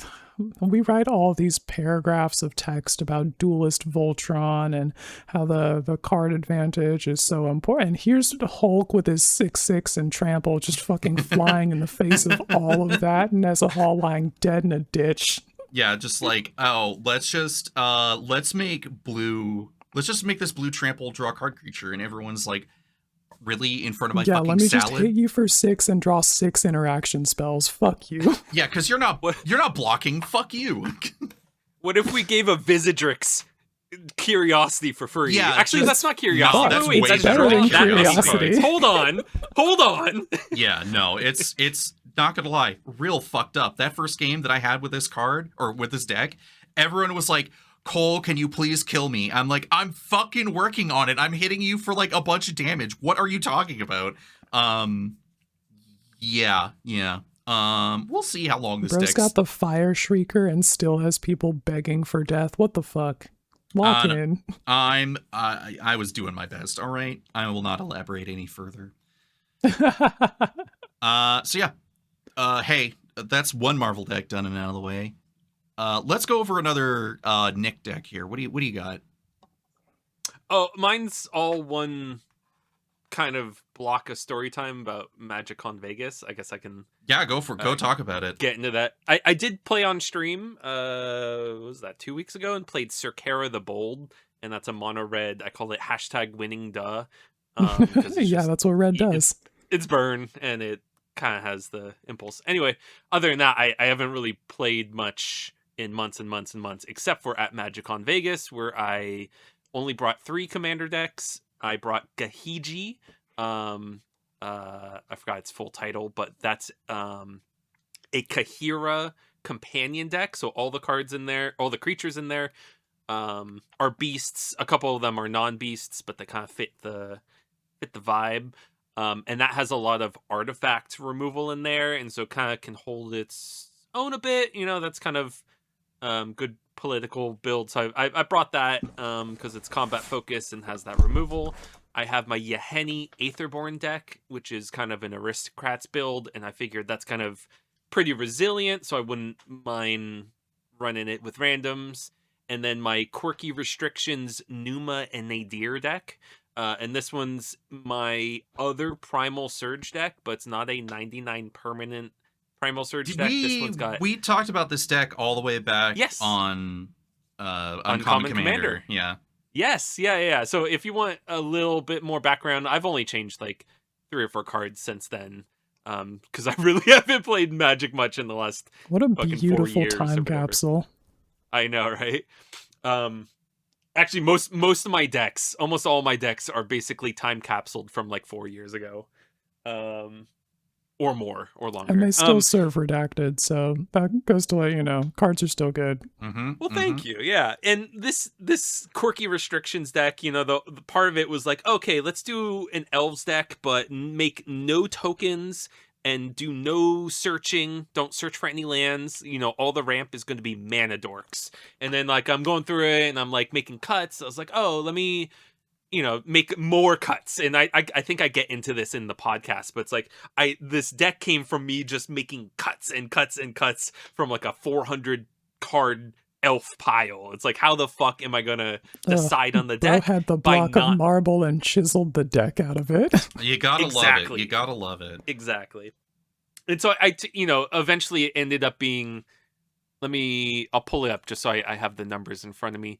This deck has 3 planeswalkers, 32 creatures, 3 sorceries, 1 instant, 1 artifact, and 25 enchantments with 35 lands. Holy shit. Of the creatures, 1, 2, 3, 4, 5, 6, 7, 8, 9, 10, 11, 12, 13, 14. What are we? I'm like, what are we getting to here? 15. 15 of the 32 creatures, or of the 30 main deck creatures, not including the commanders. So half of the creatures all produce mana. Oh my god. Okay. Which is fucked up. And so this deck is so funny because it's like, I went back on some of the restrictions where it's like, I was only going to do 1 artifact, 1 instant, 1 sorcery. So there's 3 sorceries. That's an exception. I ended up making 1 or 2 exceptions of cards that actually make tokens outside of Nadir, which I'll just name the the 2 commanders so that you know what they do. Numa Joraga Chieftain is a 2/2 for 2 and a green. It's an elf warrior that says at the beginning of combat on your turn, you may pay XX. When you do, distribute X +1 counters among any number of target elves. Nadir, Agent of the Duskanel, costs 5 and a black. It's a 3/3 elf warrior. Whenever a token you control leaves the battlefield, put a +1/+1 counter on Nadir. Whenever Nadir leaves the battlefield, create a number of 1/1 elf warriors equal to Nadir's power. So this deck, also the Planeswalkers made tokens. So I was like, I'm going to make tokens, but the whole shtick is going to be, I'm not searching my deck for lands. I'm making it on board. So the deck's called not just Dorks, but Jocks too. Because, here's the other restriction. All the cards, all the elves are either druids or warriors. So it's all dorks or all jocks. That's kind of the joke I was going for. Mm-hmm. I did end up making 2 exceptions to that. I guess this deck's 2 exceptions instead of 1 exceptions now. With 1 elf soldier in Galadrim's Brigade. That's a Lord of the Ring card. Yeah. And then another elf shaman mutant by way of Evolution Witness, which this card in this bangs. deck this deck needs this card. Whenever 1 or more +1 counters are put onto it, return target permanent card from your graveyard to your hand. This deck has a lot of +1 counters, especially with Modern the Horizons. Wow, thanks. So this deck can pop the fuck off, and that's actually one of my stories, I guess I'll tell. So I at one point I think I jammed a couple games with Lenny and Steven. I can't remember if it was also the 2 games I played with Sage as well. Shout out Sage. But afterwards I saw some people looking around. It was 3 people. I was like, then maybe they're looking for a pod. So I walk over there. I'm like, hey, we trying to play? They're like, like a maybe bracket 3. And all 3 of my decks are bracket 2 on paper, but they kind of can be resilient and hold down. So I was like, I'm fine trying to punch up or whatever. Mm-hmm. So game 1, I played Gahiji just as kind of a tester that kind of had the element of making opponents attack each other and whatnot. And so it did okay. I didn't win that game. I think I got beat out by a dude whose deck was kind of popping off. I think he's like, it might be bracket 4. So I was punching up. He was supposed to be punching down. So it's okay because they knew each other. They never said it, but I think it was a husband and wife and then their mutual friend. They did say they were mutual friends, but the husband and wife never said they were married, but they did talk about all 3 of them living together. I kind of worked it out anyway. Was it the polycule? Who knows? I don't think it was a polycule because they did say there were more friends, but most of them left, and then the one friend wanted to stay a bit longer, so they did. Anyway, game 2, I was like, okay, let me see if my Newman Nadir can kind of hold its own with this pod, just because they're rocking a little stronger. I know that deck can pop off. It's an elf ball deck. It can pop off. But first game, it kind of just meandered, didn't do much. Other players were able to get a much stronger position. And I don't really remember how that game ended. But then we play one more, and I run back Newman Nadir, and I just draw kind of the nuts, and I was able to put like a few different. I think I got Priest of Titania out on turn 2, which taps for green for each elf on the board, not just elf you control. And what ended up happening is both my opponents had an elf, or 2 of my 3 opponents had an elf on the field. Just coincidentally, I had enough lands, and I had enough elves, and just 1 or 2 other mana dorks. And I, on like turn 5, I drew Primal Surge, and I'm like, I start laughing. I'm like, I'm sorry, y'all. I just got to do it. Like this is what the deck wants to do. Yeah. So I can go for it. I rocked the Primal Surge, and what I did was I grabbed like not a huge handful, but like I grabbed a 30 cards off the top of my deck, and I'm like, y'all, I don't want to sit here going through my deck. I'm not gonna make you do that, so I'm gonna play this many cards. And so I start flipping. They're oohing and awing. I have a bunch of in that deck. There's so many like. There's a lot of card draw in this deck, like way more than I tend to jam into my decks. Yeah, you're on some Fitz level touching cards.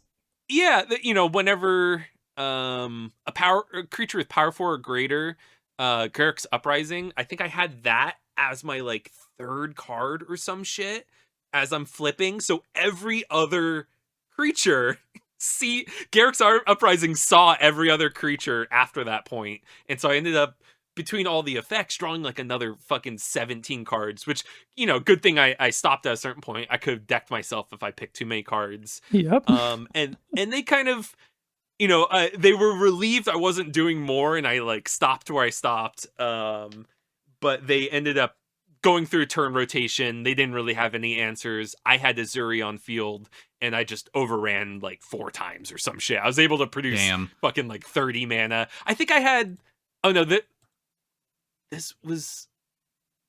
think I'm mixing games here. The picture I sent in our group chat for this episode, I think I was about to say I had Growing Rights of Itlamok, but I think I'm combining those two. You're like it all merged that together. One's probably the pornographic amounts of value. Bullet point. Circle Druid. Circle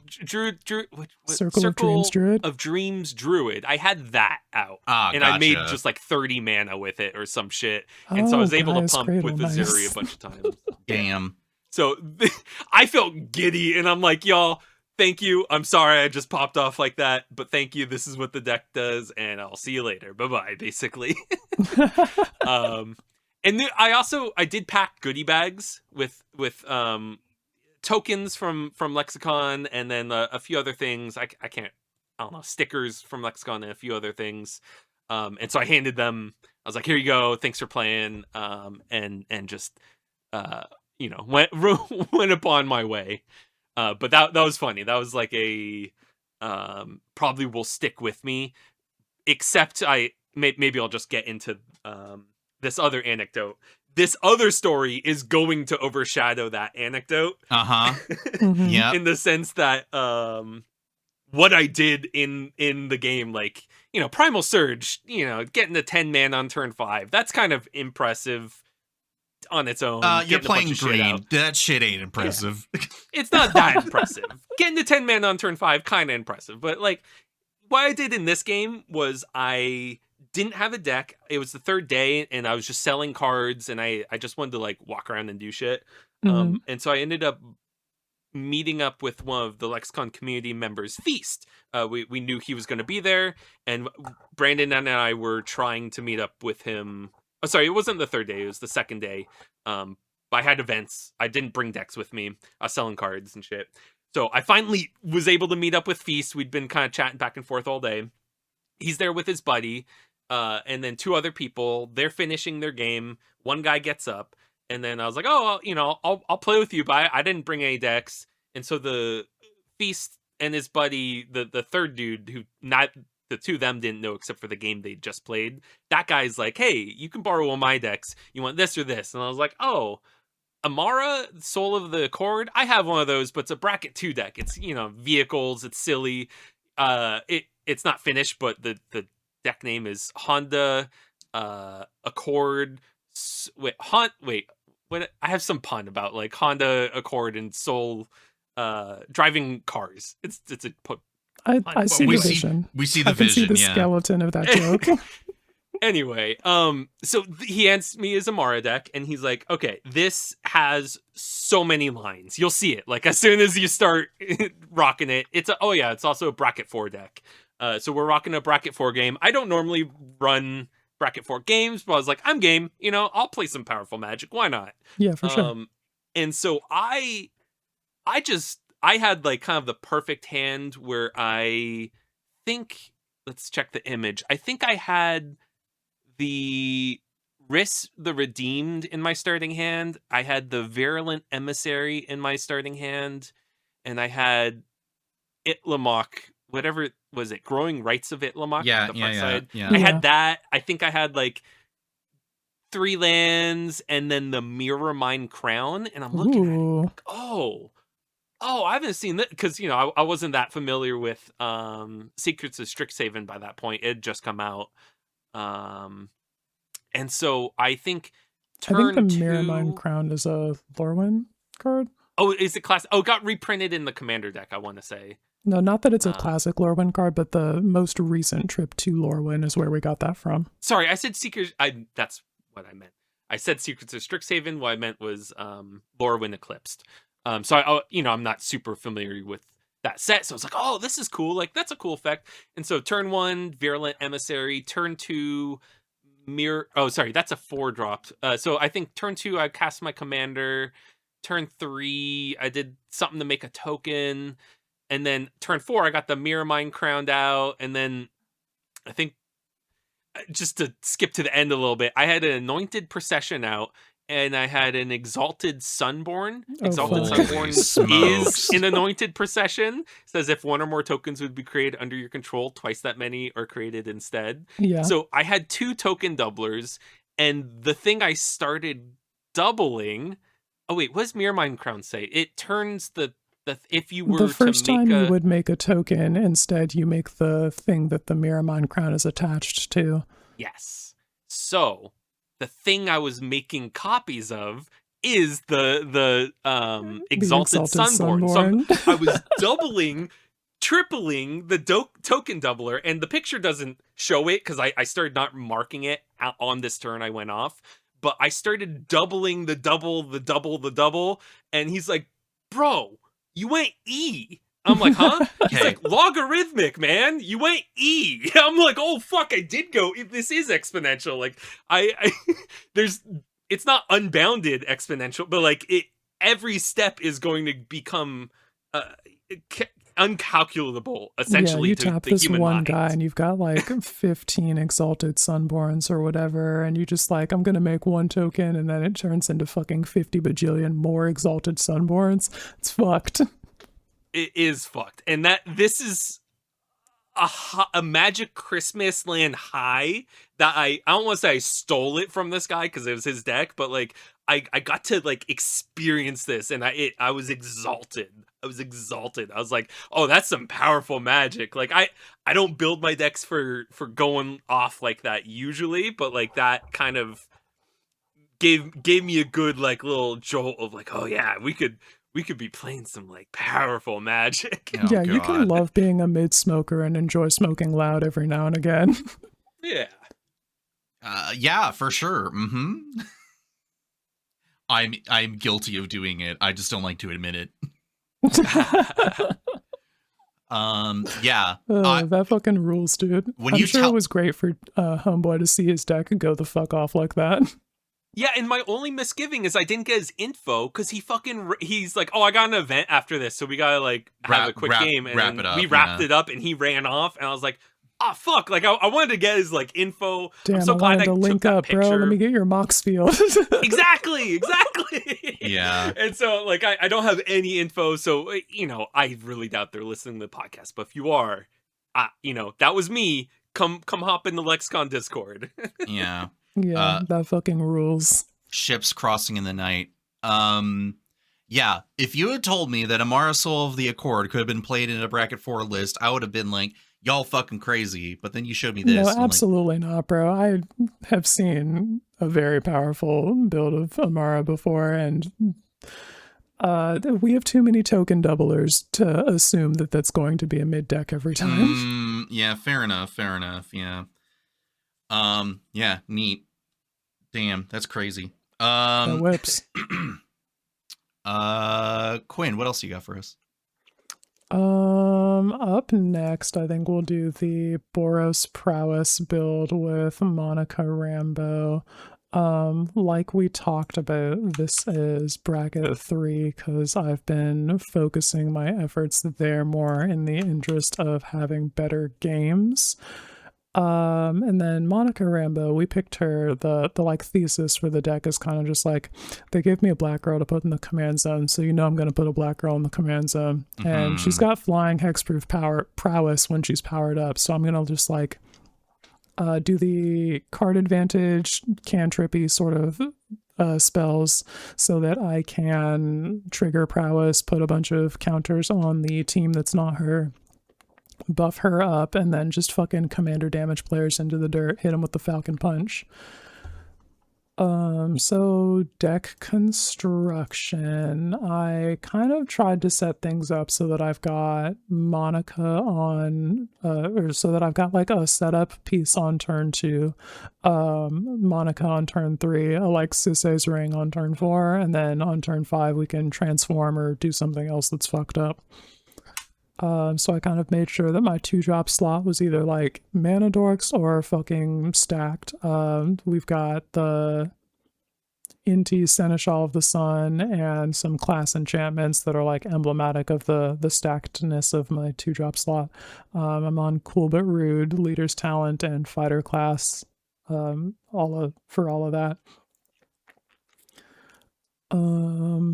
And then what else we got going on? It's a fucking Empress Quinn deck, so you know I got the knives. Yeah, I will complain. You will keep talking about it every episode, and I will complain about it to the end of time. This is where in the notes I say it's a white deck. I'm on Stoneblade, and then in bold text, caps lock, and do not at me. Green mages don't have to explain their cultivates. That's why you posted that. I'm like, what the fuck are you talking about? Oh, okay, this makes sense now. Yeah. Fucking nobody gets on the green mage for playing Cultivate, Kudamas Reach, Farseek. It's just like you play the same green rant package in every deck.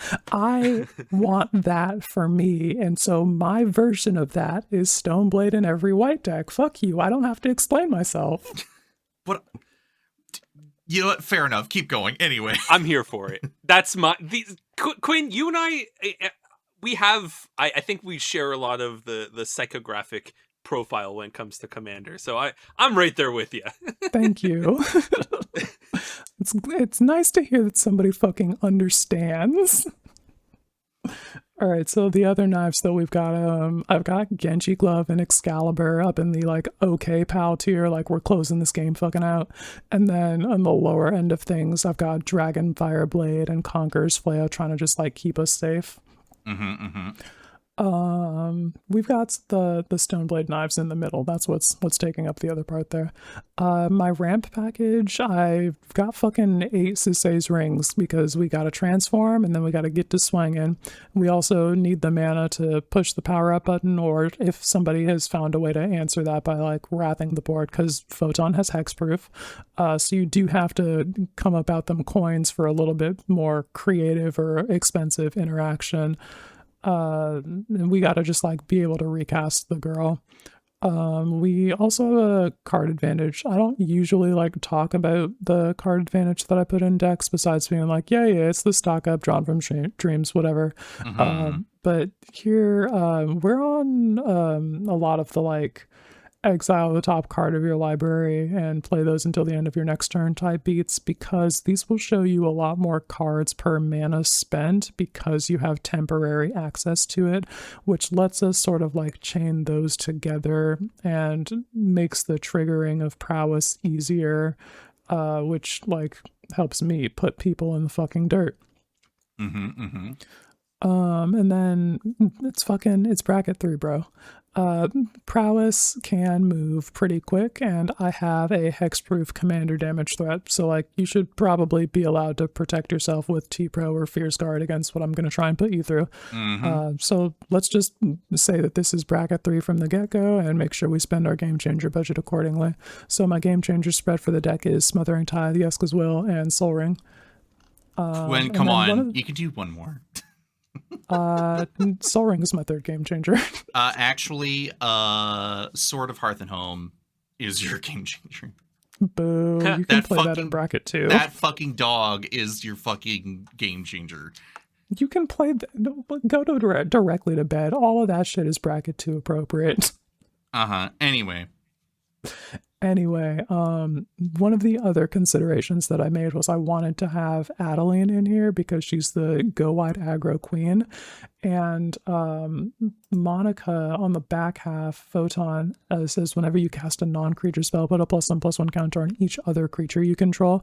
So I wanted to make sure that I had some level of like, I've got other creatures to be buffing up with the triggered ability, so I'm not just like letting that value go to waste. So yeah, we've got Adeline, we've got fucking summon Esper Valagarmanda in the air to fucking get people, and what is her name, Aranya, or as I know her, Gloria the Great Armorer.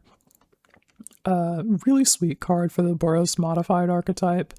Does the like card advantage thing with the exiling the top card of your library when it deals whenever a modified creature you control deals combat damage to a player. So I'm just like, I've got a sweet Boros coastal piracy, and all of this is like getting stonked up with +1/+1 counters. The Emberheart Challenger is another like source of card advantage that also like likes to be targeted with things like equipment and stuff like that. So I was just reading that. I was like, oh, okay, this is like a heroic effect, and I'm looking at how many effects you had to target it, and then I reread it. It says target of a spell or ability. I was like, oh, it's not heroic. Yeah, holy shit, it's better. Yeah. It's so way many better. equipment. If you haven't gone through Bloomburrow and taken a look at all of the mice that have this Valiant ability, I definitely recommend looking at that. I have a deck built around that mechanic specifically with Maybell, Heir to Cragflame, who does the Mice Lord thing and then summons the really cool sword Cragflame. Just like putting all of that together gave me a taste for Valiant and some of those creatures, and I like to slip Emberheart Challenger into decks every now and again. I think that guy pulls his weight. And he's got prowess. Yeah. So that's the like deck construction stuff. Gameplay experience. Truly shout out to Buster Sword, Sword of Hearth and Home, and Sword of the Animist for helping me ramp through the haters. Because sometimes even though your commander is hexproof, you run up on fucking Edict Typal or Wrath Typal, and you've got to find the strength to carry on. And ramp gives you that. And also in the case of Buster Sword and Sword of Blink and Ramp, it can also give you the card draw to help you keep having action besides recasting your commander. So in besides that, one of the games that we played, I was swinging at Jack with a very large commander, tried to put him in the fucking dirt, had the perfect read on his hand's contents, and ended up getting blown out for it. This is why we play our talking sticks, kids, and why I, despite having the Conqueror's Flail proper, should also probably find room in here for Myrel, Shield of Archive, and Grand Abolisher to really just like, my turn is my turn, shut the fuck up. So I'm like, and that's 11 commander damage in the air with hexproof. It'll put you at 19 total. Also Cosmic Cube trigger on the stack, and then Jack is just like thinking about his game actions from here to probably like not die, because bro doesn't know what I'm gonna rip off the Cosmic Cube trigger. I could very well hit the prowess triggers to put him at 21 commander damage. So I'm just like, my third eye opens, I look directly into his gamer soul, and I'm like, dude, spend that main deck Aetherize on one creature, it'll be so funny. And bro reveals the main deck Aetherize from his hand and is like, all right, we'll cast it. Cold shot. So it sends Monica back to my hand. I don't get the Cosmic Cube trigger because I don't have any power on board, and we just fucking are completely blown out, but I'm satisfied because my read was crystal clear. I knew exactly what he was thinking about. Yeah. Sometimes all it takes is one main deck Aetherize to put an Empress Quinn in check. Yeah. So yeah, fucking play your talking stick effects, kids. They will save your life. All right, that's it for me. What's up next? Marvel deck number 2. So, this set doesn't really do it. Okay, sorry. Most of the sets that we've had in the last couple years, like outside of Final Fantasy, obviously, like not a lot of them have given me like the juice to put a legend in the zone. But I decided to take a chance and put War Machine Legacy of Iron in the zone. This guy's sweet. Yeah, so excuse me. Look, I love seeing Rhodey in the Marvel movies. War Machine is a concept of just being like discount Iron Man, but like strap a bunch of guns and missiles on him. Like, it seems pretty cool. So I kind of tried to do it. It's a little impulsive. I think that I need to change the ratio of stuff here, but give me a second here as I'm trying to like explain what I'm doing here. So I have a lot of excess Boros cards lying around that I don't really use for a multitude of reasons. Of course you do. So like one of the things was, again, like I said at the beginning of the year, I'm trying to play more tutors. And of course, like even equipment tutors were for a long time really kind of like off the table for me. So I decided to like lean into that despite equipment tutors are the most fair. Okay, I get it. You know but what like is hold on. something's distinctly missing here though. Wait a second. Shut up. There's no Stoneforge. Shut the fuck up. This is my deck. You shut the hell up. Sorry, all keep those going. Stoneforges are currently on loan in other decks. I will not fucking hear about it right now, all right? Okay. Anyway, Just kidding. so I had to change it up a bit. And of course, I think as part of this, I'm like, Rhodey wants to get suited up, so I got to play equipment. But the problem is, obviously, is I think I have 12 is maybe a bit too few, but I will go over what I aim to do in the future here. So when I read Rhodey being an uncommon legend here, was that he kind of read like Markov Waltzer, which is a card that says like at the beginning of combat on your turn, up to 2 targets get +1/+0 until end of turn. And I'm like, okay, but we can have War Machine like scale someone up pretty good equal to his power, whichever that happens to be. So obviously slap a Hero's Blade on him at least and you're already pretty good to go. But I was thinking, I'm like, okay, then let's get 2 creatures, Rhodey and like one other creature, and just start attacking into my opponents. So I was like, okay, so let's get the equipment tutors or like whatever weird tutors or equipment focused stuff that I normally don't want to play with a whole lot. Yes, Stoneforge Mystic is not here currently in much more higher power decks. In Stoneforge Mystic's place, I got Relic Seeker. Nice. With a renown 1, whenever this creature becomes renowned, you may search your library for an equipment, put it in your hand, and shuffle your library. I have Reckless Handling to search for an artifact card, then maybe possibly discarding it. And then if I do, I discard an artifact, I deal 2 damage to each opponent. Whatever. That's, maybe find a tutor, maybe not. Then I have Forging of the Tyrite Sword to eventually hit that chapter 3 and search for either Halvar, God of Battle, who is not here, or search for just whatever equipment card I want, and then put it in my hand. Then I got Axguard Armory in the lands, which is that random uncommon land that tutors for an aura and or an equipment card. Oh yeah, shout out to Kaldheim.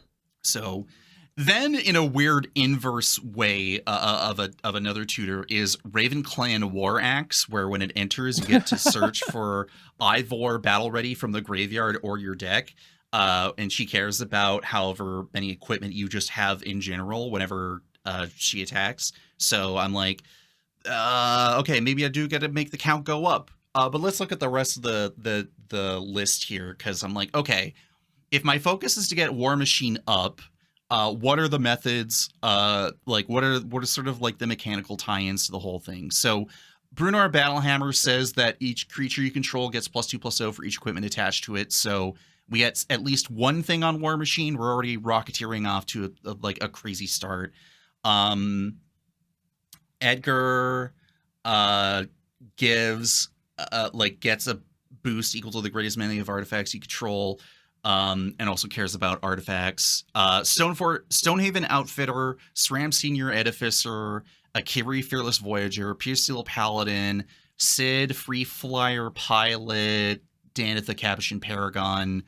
Kind of ties in mechanically with like equipment in some way, shape, or form. Oh, and then Raban Bull of Alamigo, so you can slap stuff on. Snap that shit on if necessary. Zookeeper Mechan, shout out for paying 7 mana to give a target +4/+0 until end of turn at sorcery speed. That could be War Machine. That could be something else. We got a cycle of creatures that I added in as part of like the whole impulse thing, because I'm like, part of me is liking, what can we do with this?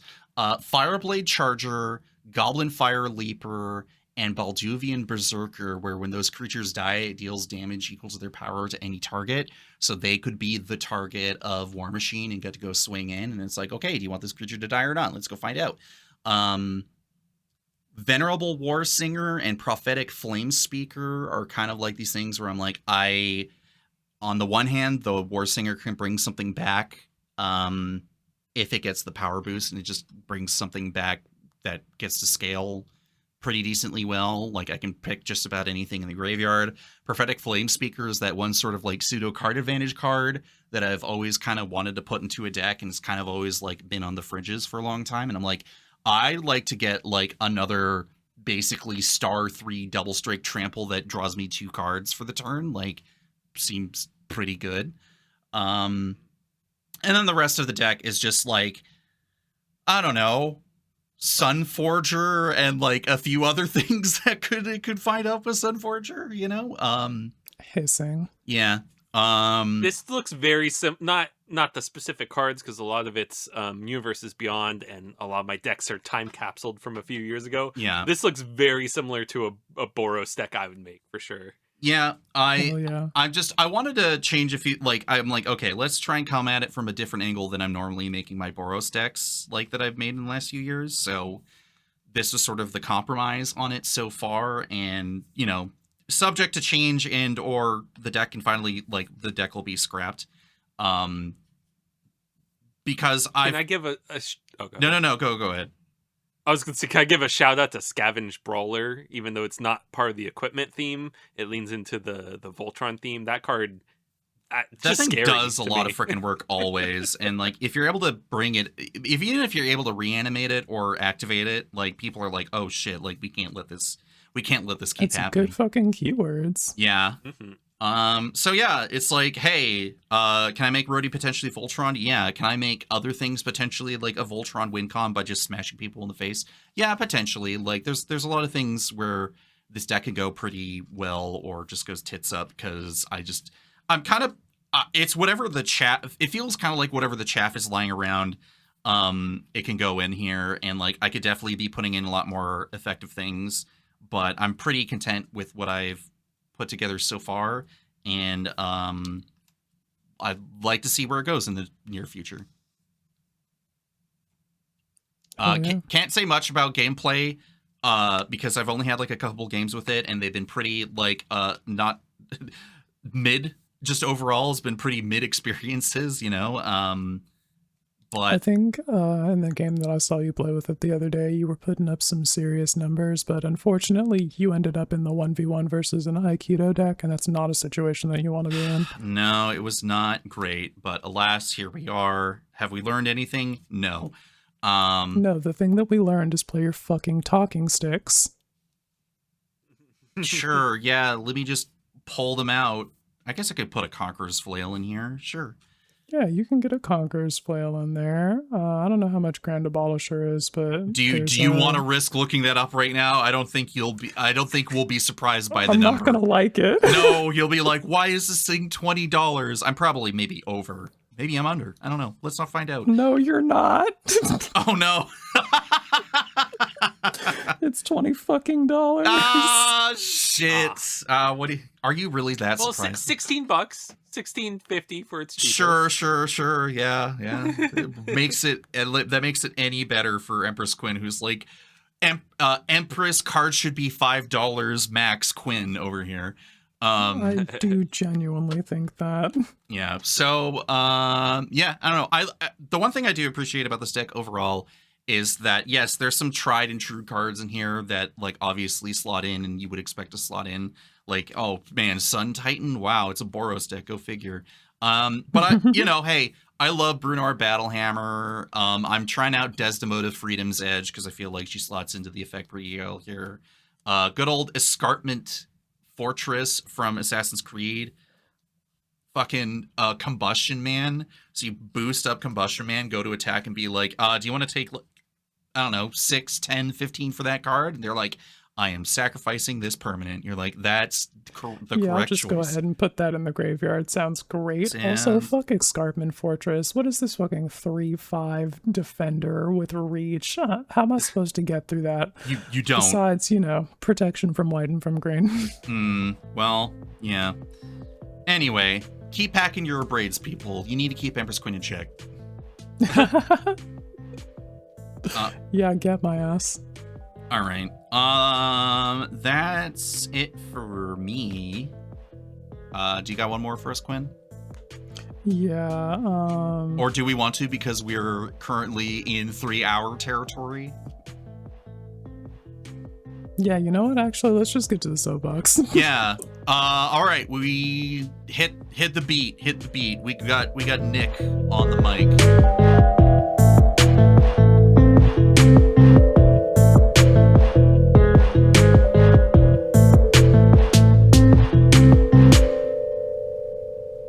Let's get into it. Fucking Okay. what you got for me? I'll talk about what I've been doing since my commander decks have been kind of on ice for a few years. A little bit of backstory. I started playing Commander in like 2012. Just kind of coincidentally met someone at community college. Actually, I think it was like 2011. Met someone at community college who I knew through from my brother. Just kind of random kitchen table game, but at a college, essentially 3-person. I had draft chaff from a fucking deck builder's toolkit that I turned into a very quick Boros deck with Jor Kadim as the commander. What a classic! And so that kind of was my first hit into something that kind of took over my life for years, which was just playing a shit ton of Commander, kitchen table Commander for a few years. And then we started MTG Lexicon, and I was going to college, so I didn't get to play that much. But most weekends, I would play on the MTG Lexicon stream. I'd be building a new Commander deck every week, basically, and jam something new every week on stream, essentially. Christ. And so feels at like a certain me. point, at a certain point, it became a bit too much to keep up with. So I kind of stopped building as many decks. I tried to start tweaking the decks I had. And so that was a few years of the stream. And then COVID hit, and I was like, oh, now I have all this time. I was working remotely. Oh, now I have all this time to build all these fucking decks. So then it went from being like 12 decks that I kind of kept together and started building out. And so I got up to like 50 decks, and then I mentioned earlier like another 100 piles in various stages of this is a deck.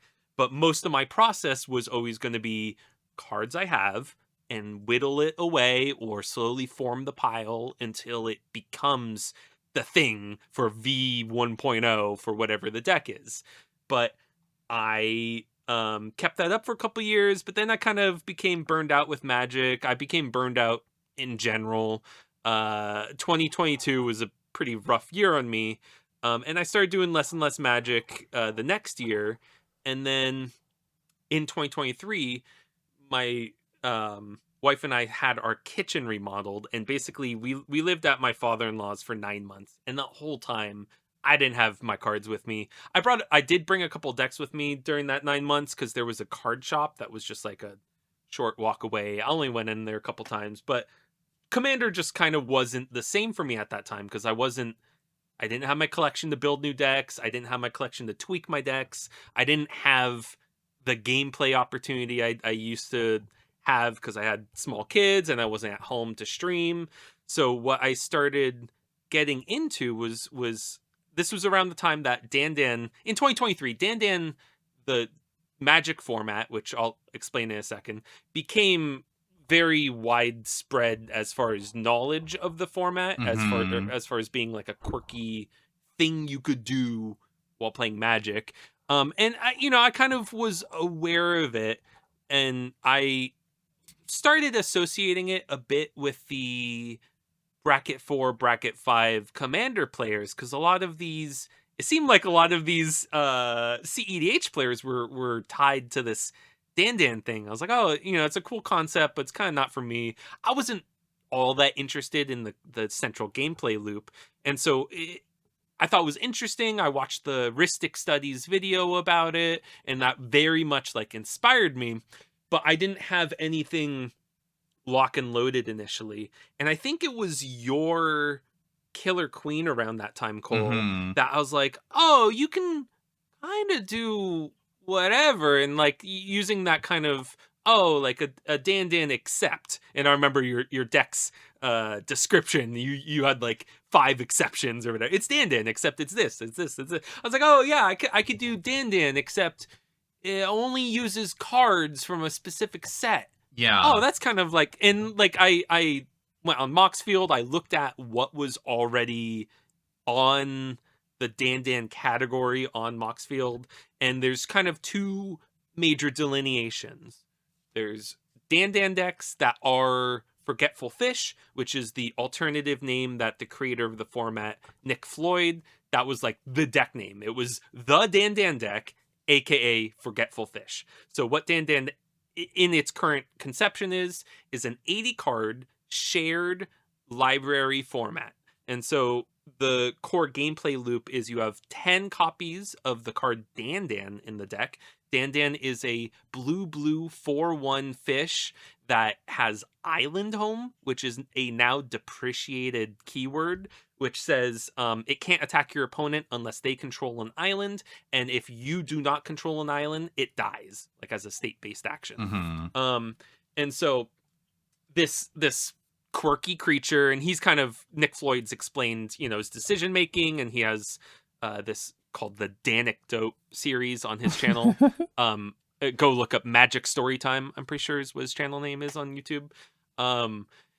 And the forgetful part of Forgetful Fish is Memory Lapse, which costs 1 and a blue. It's an instant. It says counter target spell. If it's countered this way, put it on top of the library on top of its owner's library instead. So you got these 3 pieces essentially. You got Dandan, you got Memory Lapse, and you got a shared library. And then the rest of the deck's filled out with your lands, and then a bunch of cantrips and a couple other surprises like the card Metamorphose. So that's category 1. If you go on Moxfield, you go on Dandan, most of the lists are going to be some take on Forgetful Fish. That kind of core theme of 80 plus cards, shared library, revolving around Dandan and revolving around Memory Lapse, right? But I was like, oh, what if I do an exception, kind of like Cole was doing? And so my very first list I published, it technically wasn't the first list I came up with, but I started looking into like what I could play with. I started latching on to the Zubera, which is a creature type from Kamigawa, which cares about the number of Zubera that died. Shout out to Beefriz. It's etc. And so I was like, oh, like this is a cool thing. Can I build a Dandan deck that cares about Zubera and it's only using cards from Kamigawa? Because there was already kind of this existing meme about what was it called? Kamigawa block only cube, I think is the like phrase in Magic. So it's like, oh, what if I do, this little jokey joke? I'm going to do Kamigawa block only cube, except it's a Dandan. And so I started, that's where the Zubera came from. And so the Zubera thing kind of wasn't working. So I was like, oh, let me pare down the colors. It cannot be a 3 or 4 color deck. Too much shit going on. So I pared it down to be like green black, but then even then I was like, oh, this is way too many cards. Like it can't be the clean 80 card list that other people might be expecting, if not like demanding from. This is what a Dandan is, right? Yeah, a Dandan is 80 cards, and it's Dandan, and it's Forgetful Fish, and that's what it's got to be. But what I ended up publishing as my very first list is the Root Runner deck, which I just called Root Runner, which is this. Here, let me pull up the list so you two can maybe just look up at what I'm talking about. So Root Runner is a 3/3 spirit for 4, and here's the list, and it says it has Soul Shift 3, which when it goes into the graveyard, it can return a spirit card, mana cost 3 or less from your graveyard to your hand. So I was like, oh, that's kind of like a that works in like a shared library, shared graveyard format. So that's a cool little note. And then it has this other ability for 2 green, and you have to sacrifice it.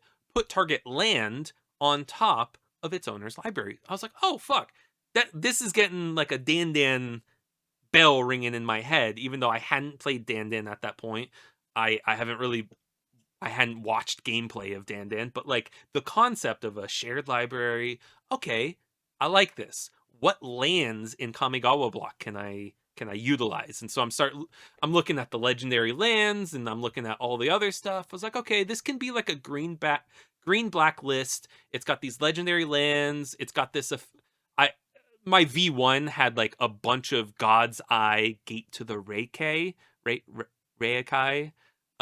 which when it is put into a graveyard, you make a spirit token, and then this other card, Forbidden Orchard, when you tap it, your opponent gets a 1/1 spirit token. So it's like, oh, there's this like other gameplay dynamic that I can be playing with.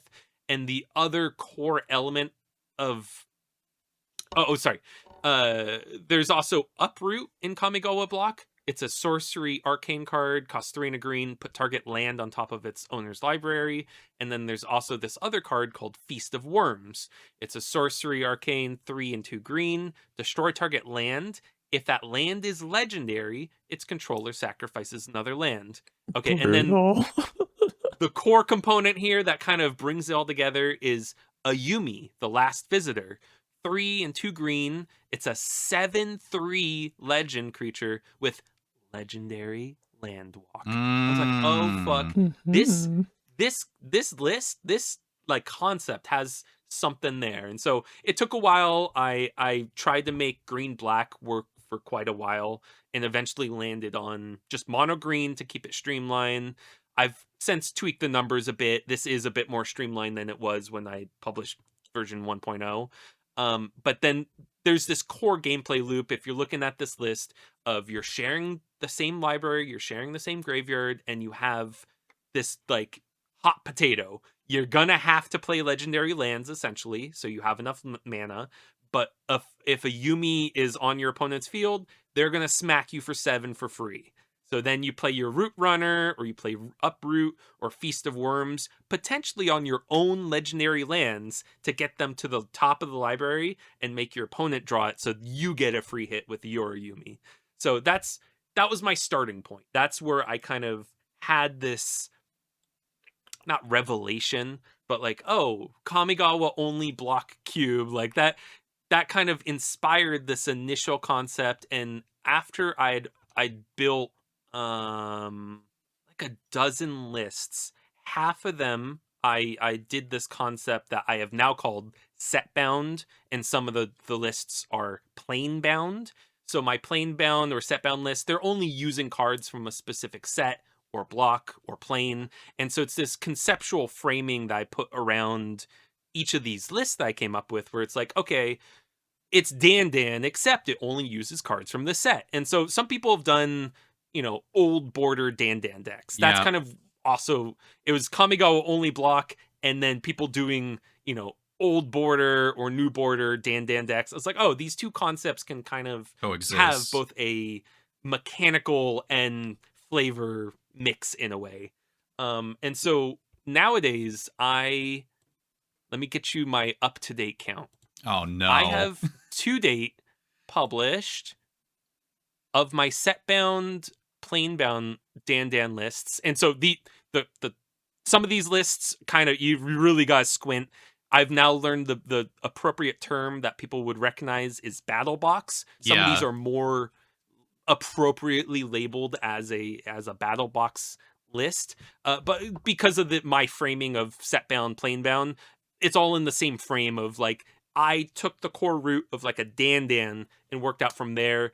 I didn't really know what a battle box was initially, and so that kind of very wide open frame of a battle box, I try and shy away from that open concept. Anyway, so to date I have 292 published lists that are shared decks as formats that are limited to specific sets or planes. Now, of the other lists that aren't under that umbrella, I have another 26. Holy so that shit. includes a couple of my... I have a Dandan list that only uses sorcery cards, right? So I have like 10 Dandans, sorceries, and lands. That's all that's in there. But that doesn't fall under the plane-bound umbrella that I've got going on. Yeah, so this has been a very fun and very interesting creative exercise for me for the last few years. During that period where I didn't have my commander decks, I started doing this. I did have this other project. I'm really not going to get into it at all. But I had this other project, and then I transitioned to doing these Dandans, and it's been a great creative outlet for me. And, you know, I don't publish everything I come up with. I also have another within my Moxfield total of Dandan stuff is 460. So I have Holy smokes. I have 317 lists that are listed, and then I have 143 lists that are unlisted. And so those are also like my commander decks in various stages of, oh, this is like a skeleton frame, or oh, this is like way too big and I need to make a shit ton of cuts to make this even viable. But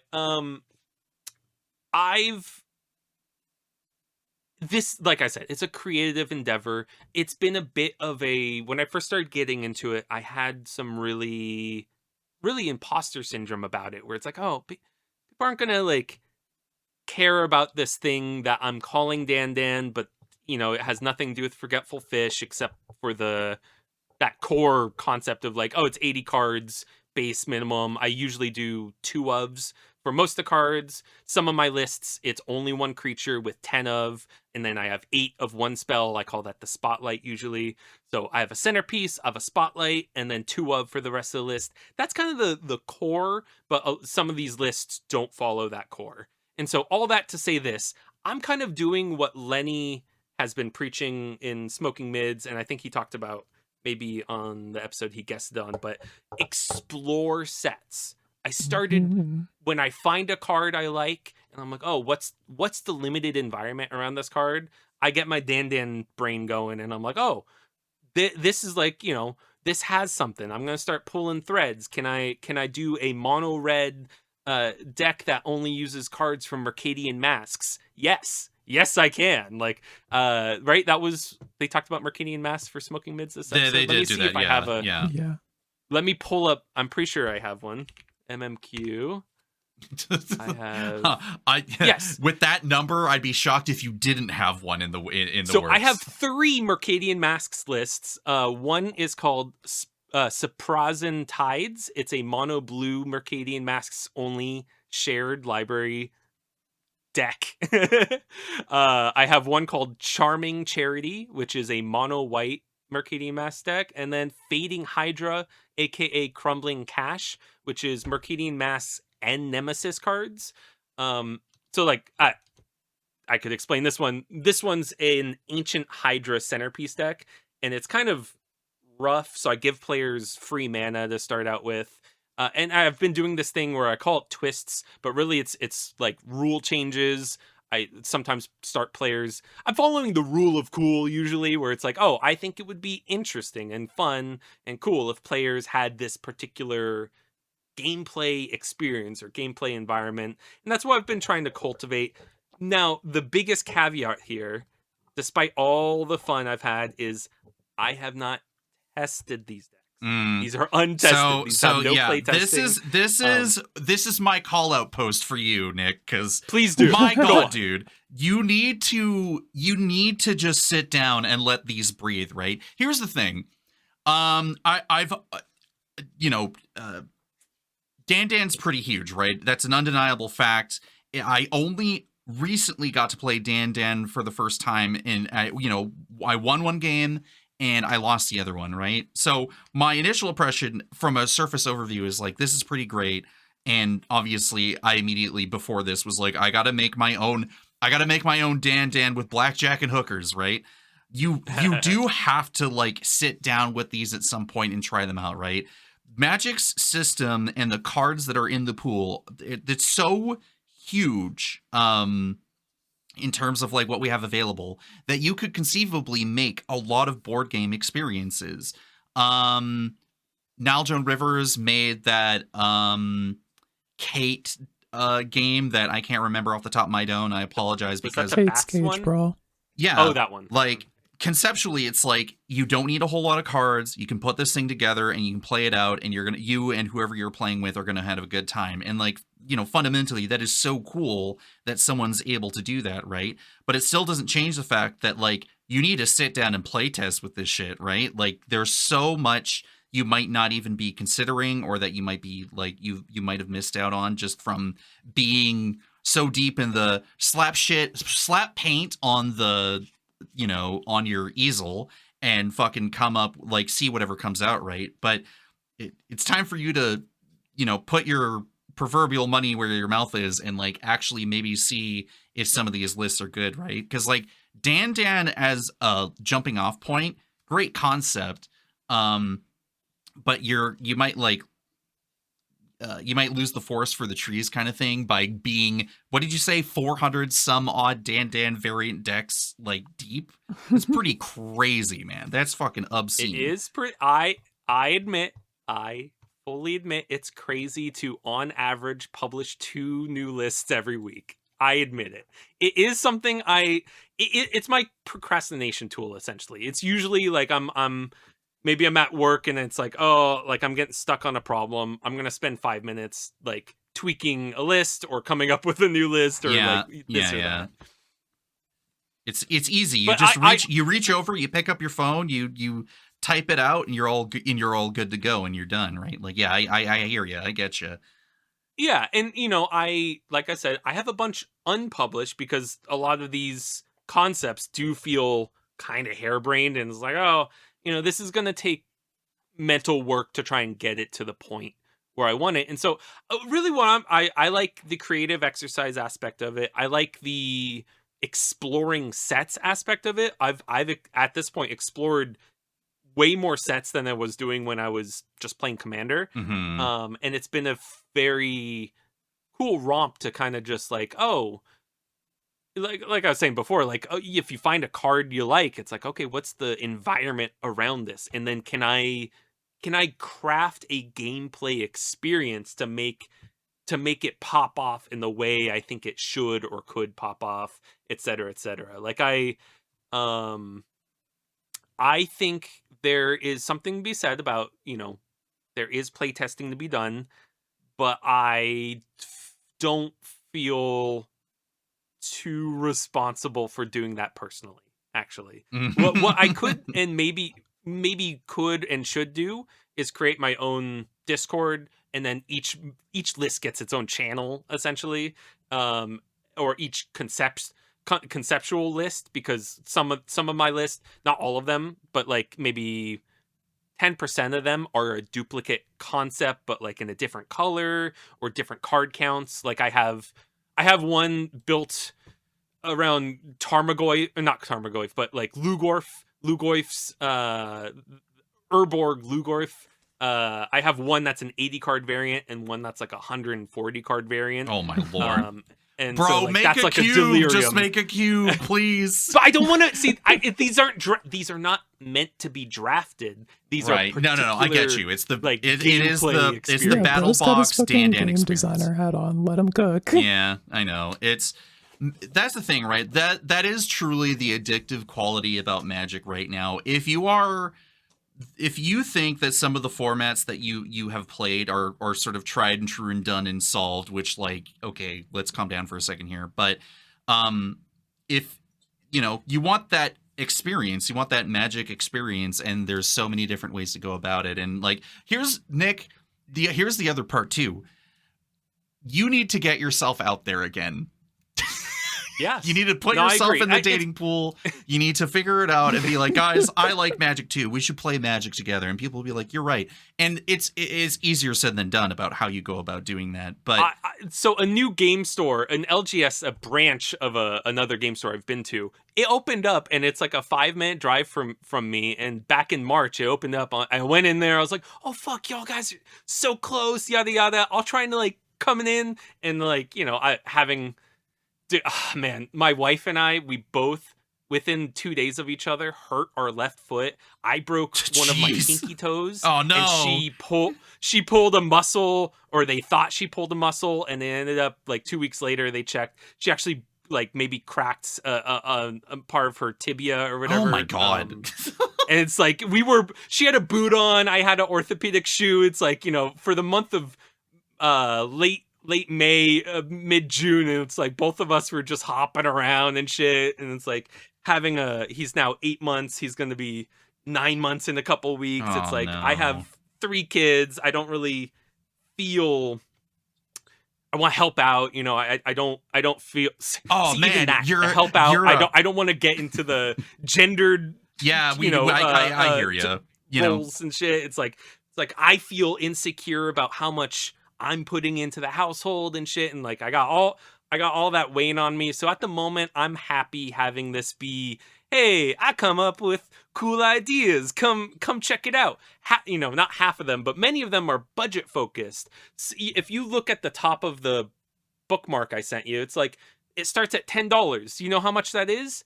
The lowest you could pay for 15 cents a card. That's a $10 deck, because every single card in there is bargain bin prices. But if you scroll way to the bottom, it's like maybe you'll find a 200 card list from Ravnica where it's about the Nephilim, and it's a 5-color deck because it's fucking it's wild. It's 200 cards. It's like, that's kind of expensive. That's I would maybe proxy that deck if I get to it. Yeah, it's. Right now, I can't remember this guy on TikTok. This is my analogy for this, is that there's a guy on TikTok, I think he's a New Yorker, and he's like a professional chef, and he goes around trying to find ways to make meals for $5 or less.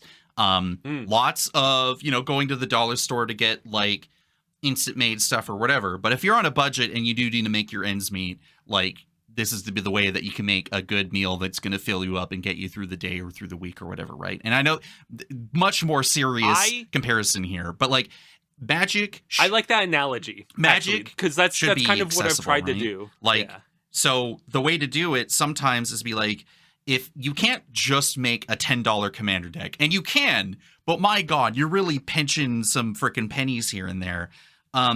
But if you're looking for an alternative experience that allows you to still enjoy the game in a really fun and cool way, sometimes getting a budget off-brand Magic experience is the way for you to kind of like have that experience with your friends and stuff. And sometimes all you need to do is just sit down, budget it out, get that play test in just to figure out what you need, and then go from there. And so, that's what I'm kind of trying to share. It's like I came up with a cool idea. Many of them are very affordable. I've tried to curate an experience. It's not just, oh, these are all the red cards from the set. Sometimes it might feel that way, but I've made intentional cuts in a lot of spaces. Wherever possible, I've removed game elements and game pieces. So my recommendation to the viewers, check them out. They might be a good starting point for you to either be inspired to come up with your own concept, or you'll maybe even, remix one of my lists and come up with like, oh, I didn't like the way you did this, or I don't even want to only use cards from one set. Yeah. So I'm going to take this core concept and use all of Magic's history. That's my recommendation, is check it out. I've kind of covered the gamut of all play styles. That's kind of what I feel like at this point. Make that New York Dandan. There you go. I can. Fucking New York block constructed. I'm not super versed in some of these universes beyond sets, so that's a challenge. There you go. I will get it on your desk. Great. I'll put it on your desk in 2 What weeks. I'm doing in the near future is trying to make a Mardu only cube. And I believe they call it a cubert or a tubert or whatever the fuck it is. Cubelet. Cubelet. That's not how I read it, but all right. Okay. But essentially it's like 180 cards or whatever, and then you just make cubelet. it. It's a mini cube. That's what the cube. I'm gonna send you what I read, and it is not what you just said to me, but we will get back to that. Okay. We will do that offline. That's fine. It's time to wrap this shit up because we are way over budget. Yap. We expected as much. Nick, thank you for coming on and yapping with us for the last little bit here. It's been great, and hope to keep seeing you more on Lexicon when we got the time and you got the time. Thanks. Yeah, it was a blast. I've been looking forward to this day. Quinn, where can we be found? I'm on the internet at Girldick Energy. Find Cole on the internet at The Bludgered Guy. Find the podcast collectively at HBVC-MTG. We're available wherever podcasts are sold, and we hang out in the MTG Lexicon Discord. So if you want to talk in real time, come hit us up there. Hell yeah. All right, that's it. Let's get the fuck out of here. Later, Cheers. gamers. Let's go smoke some mids.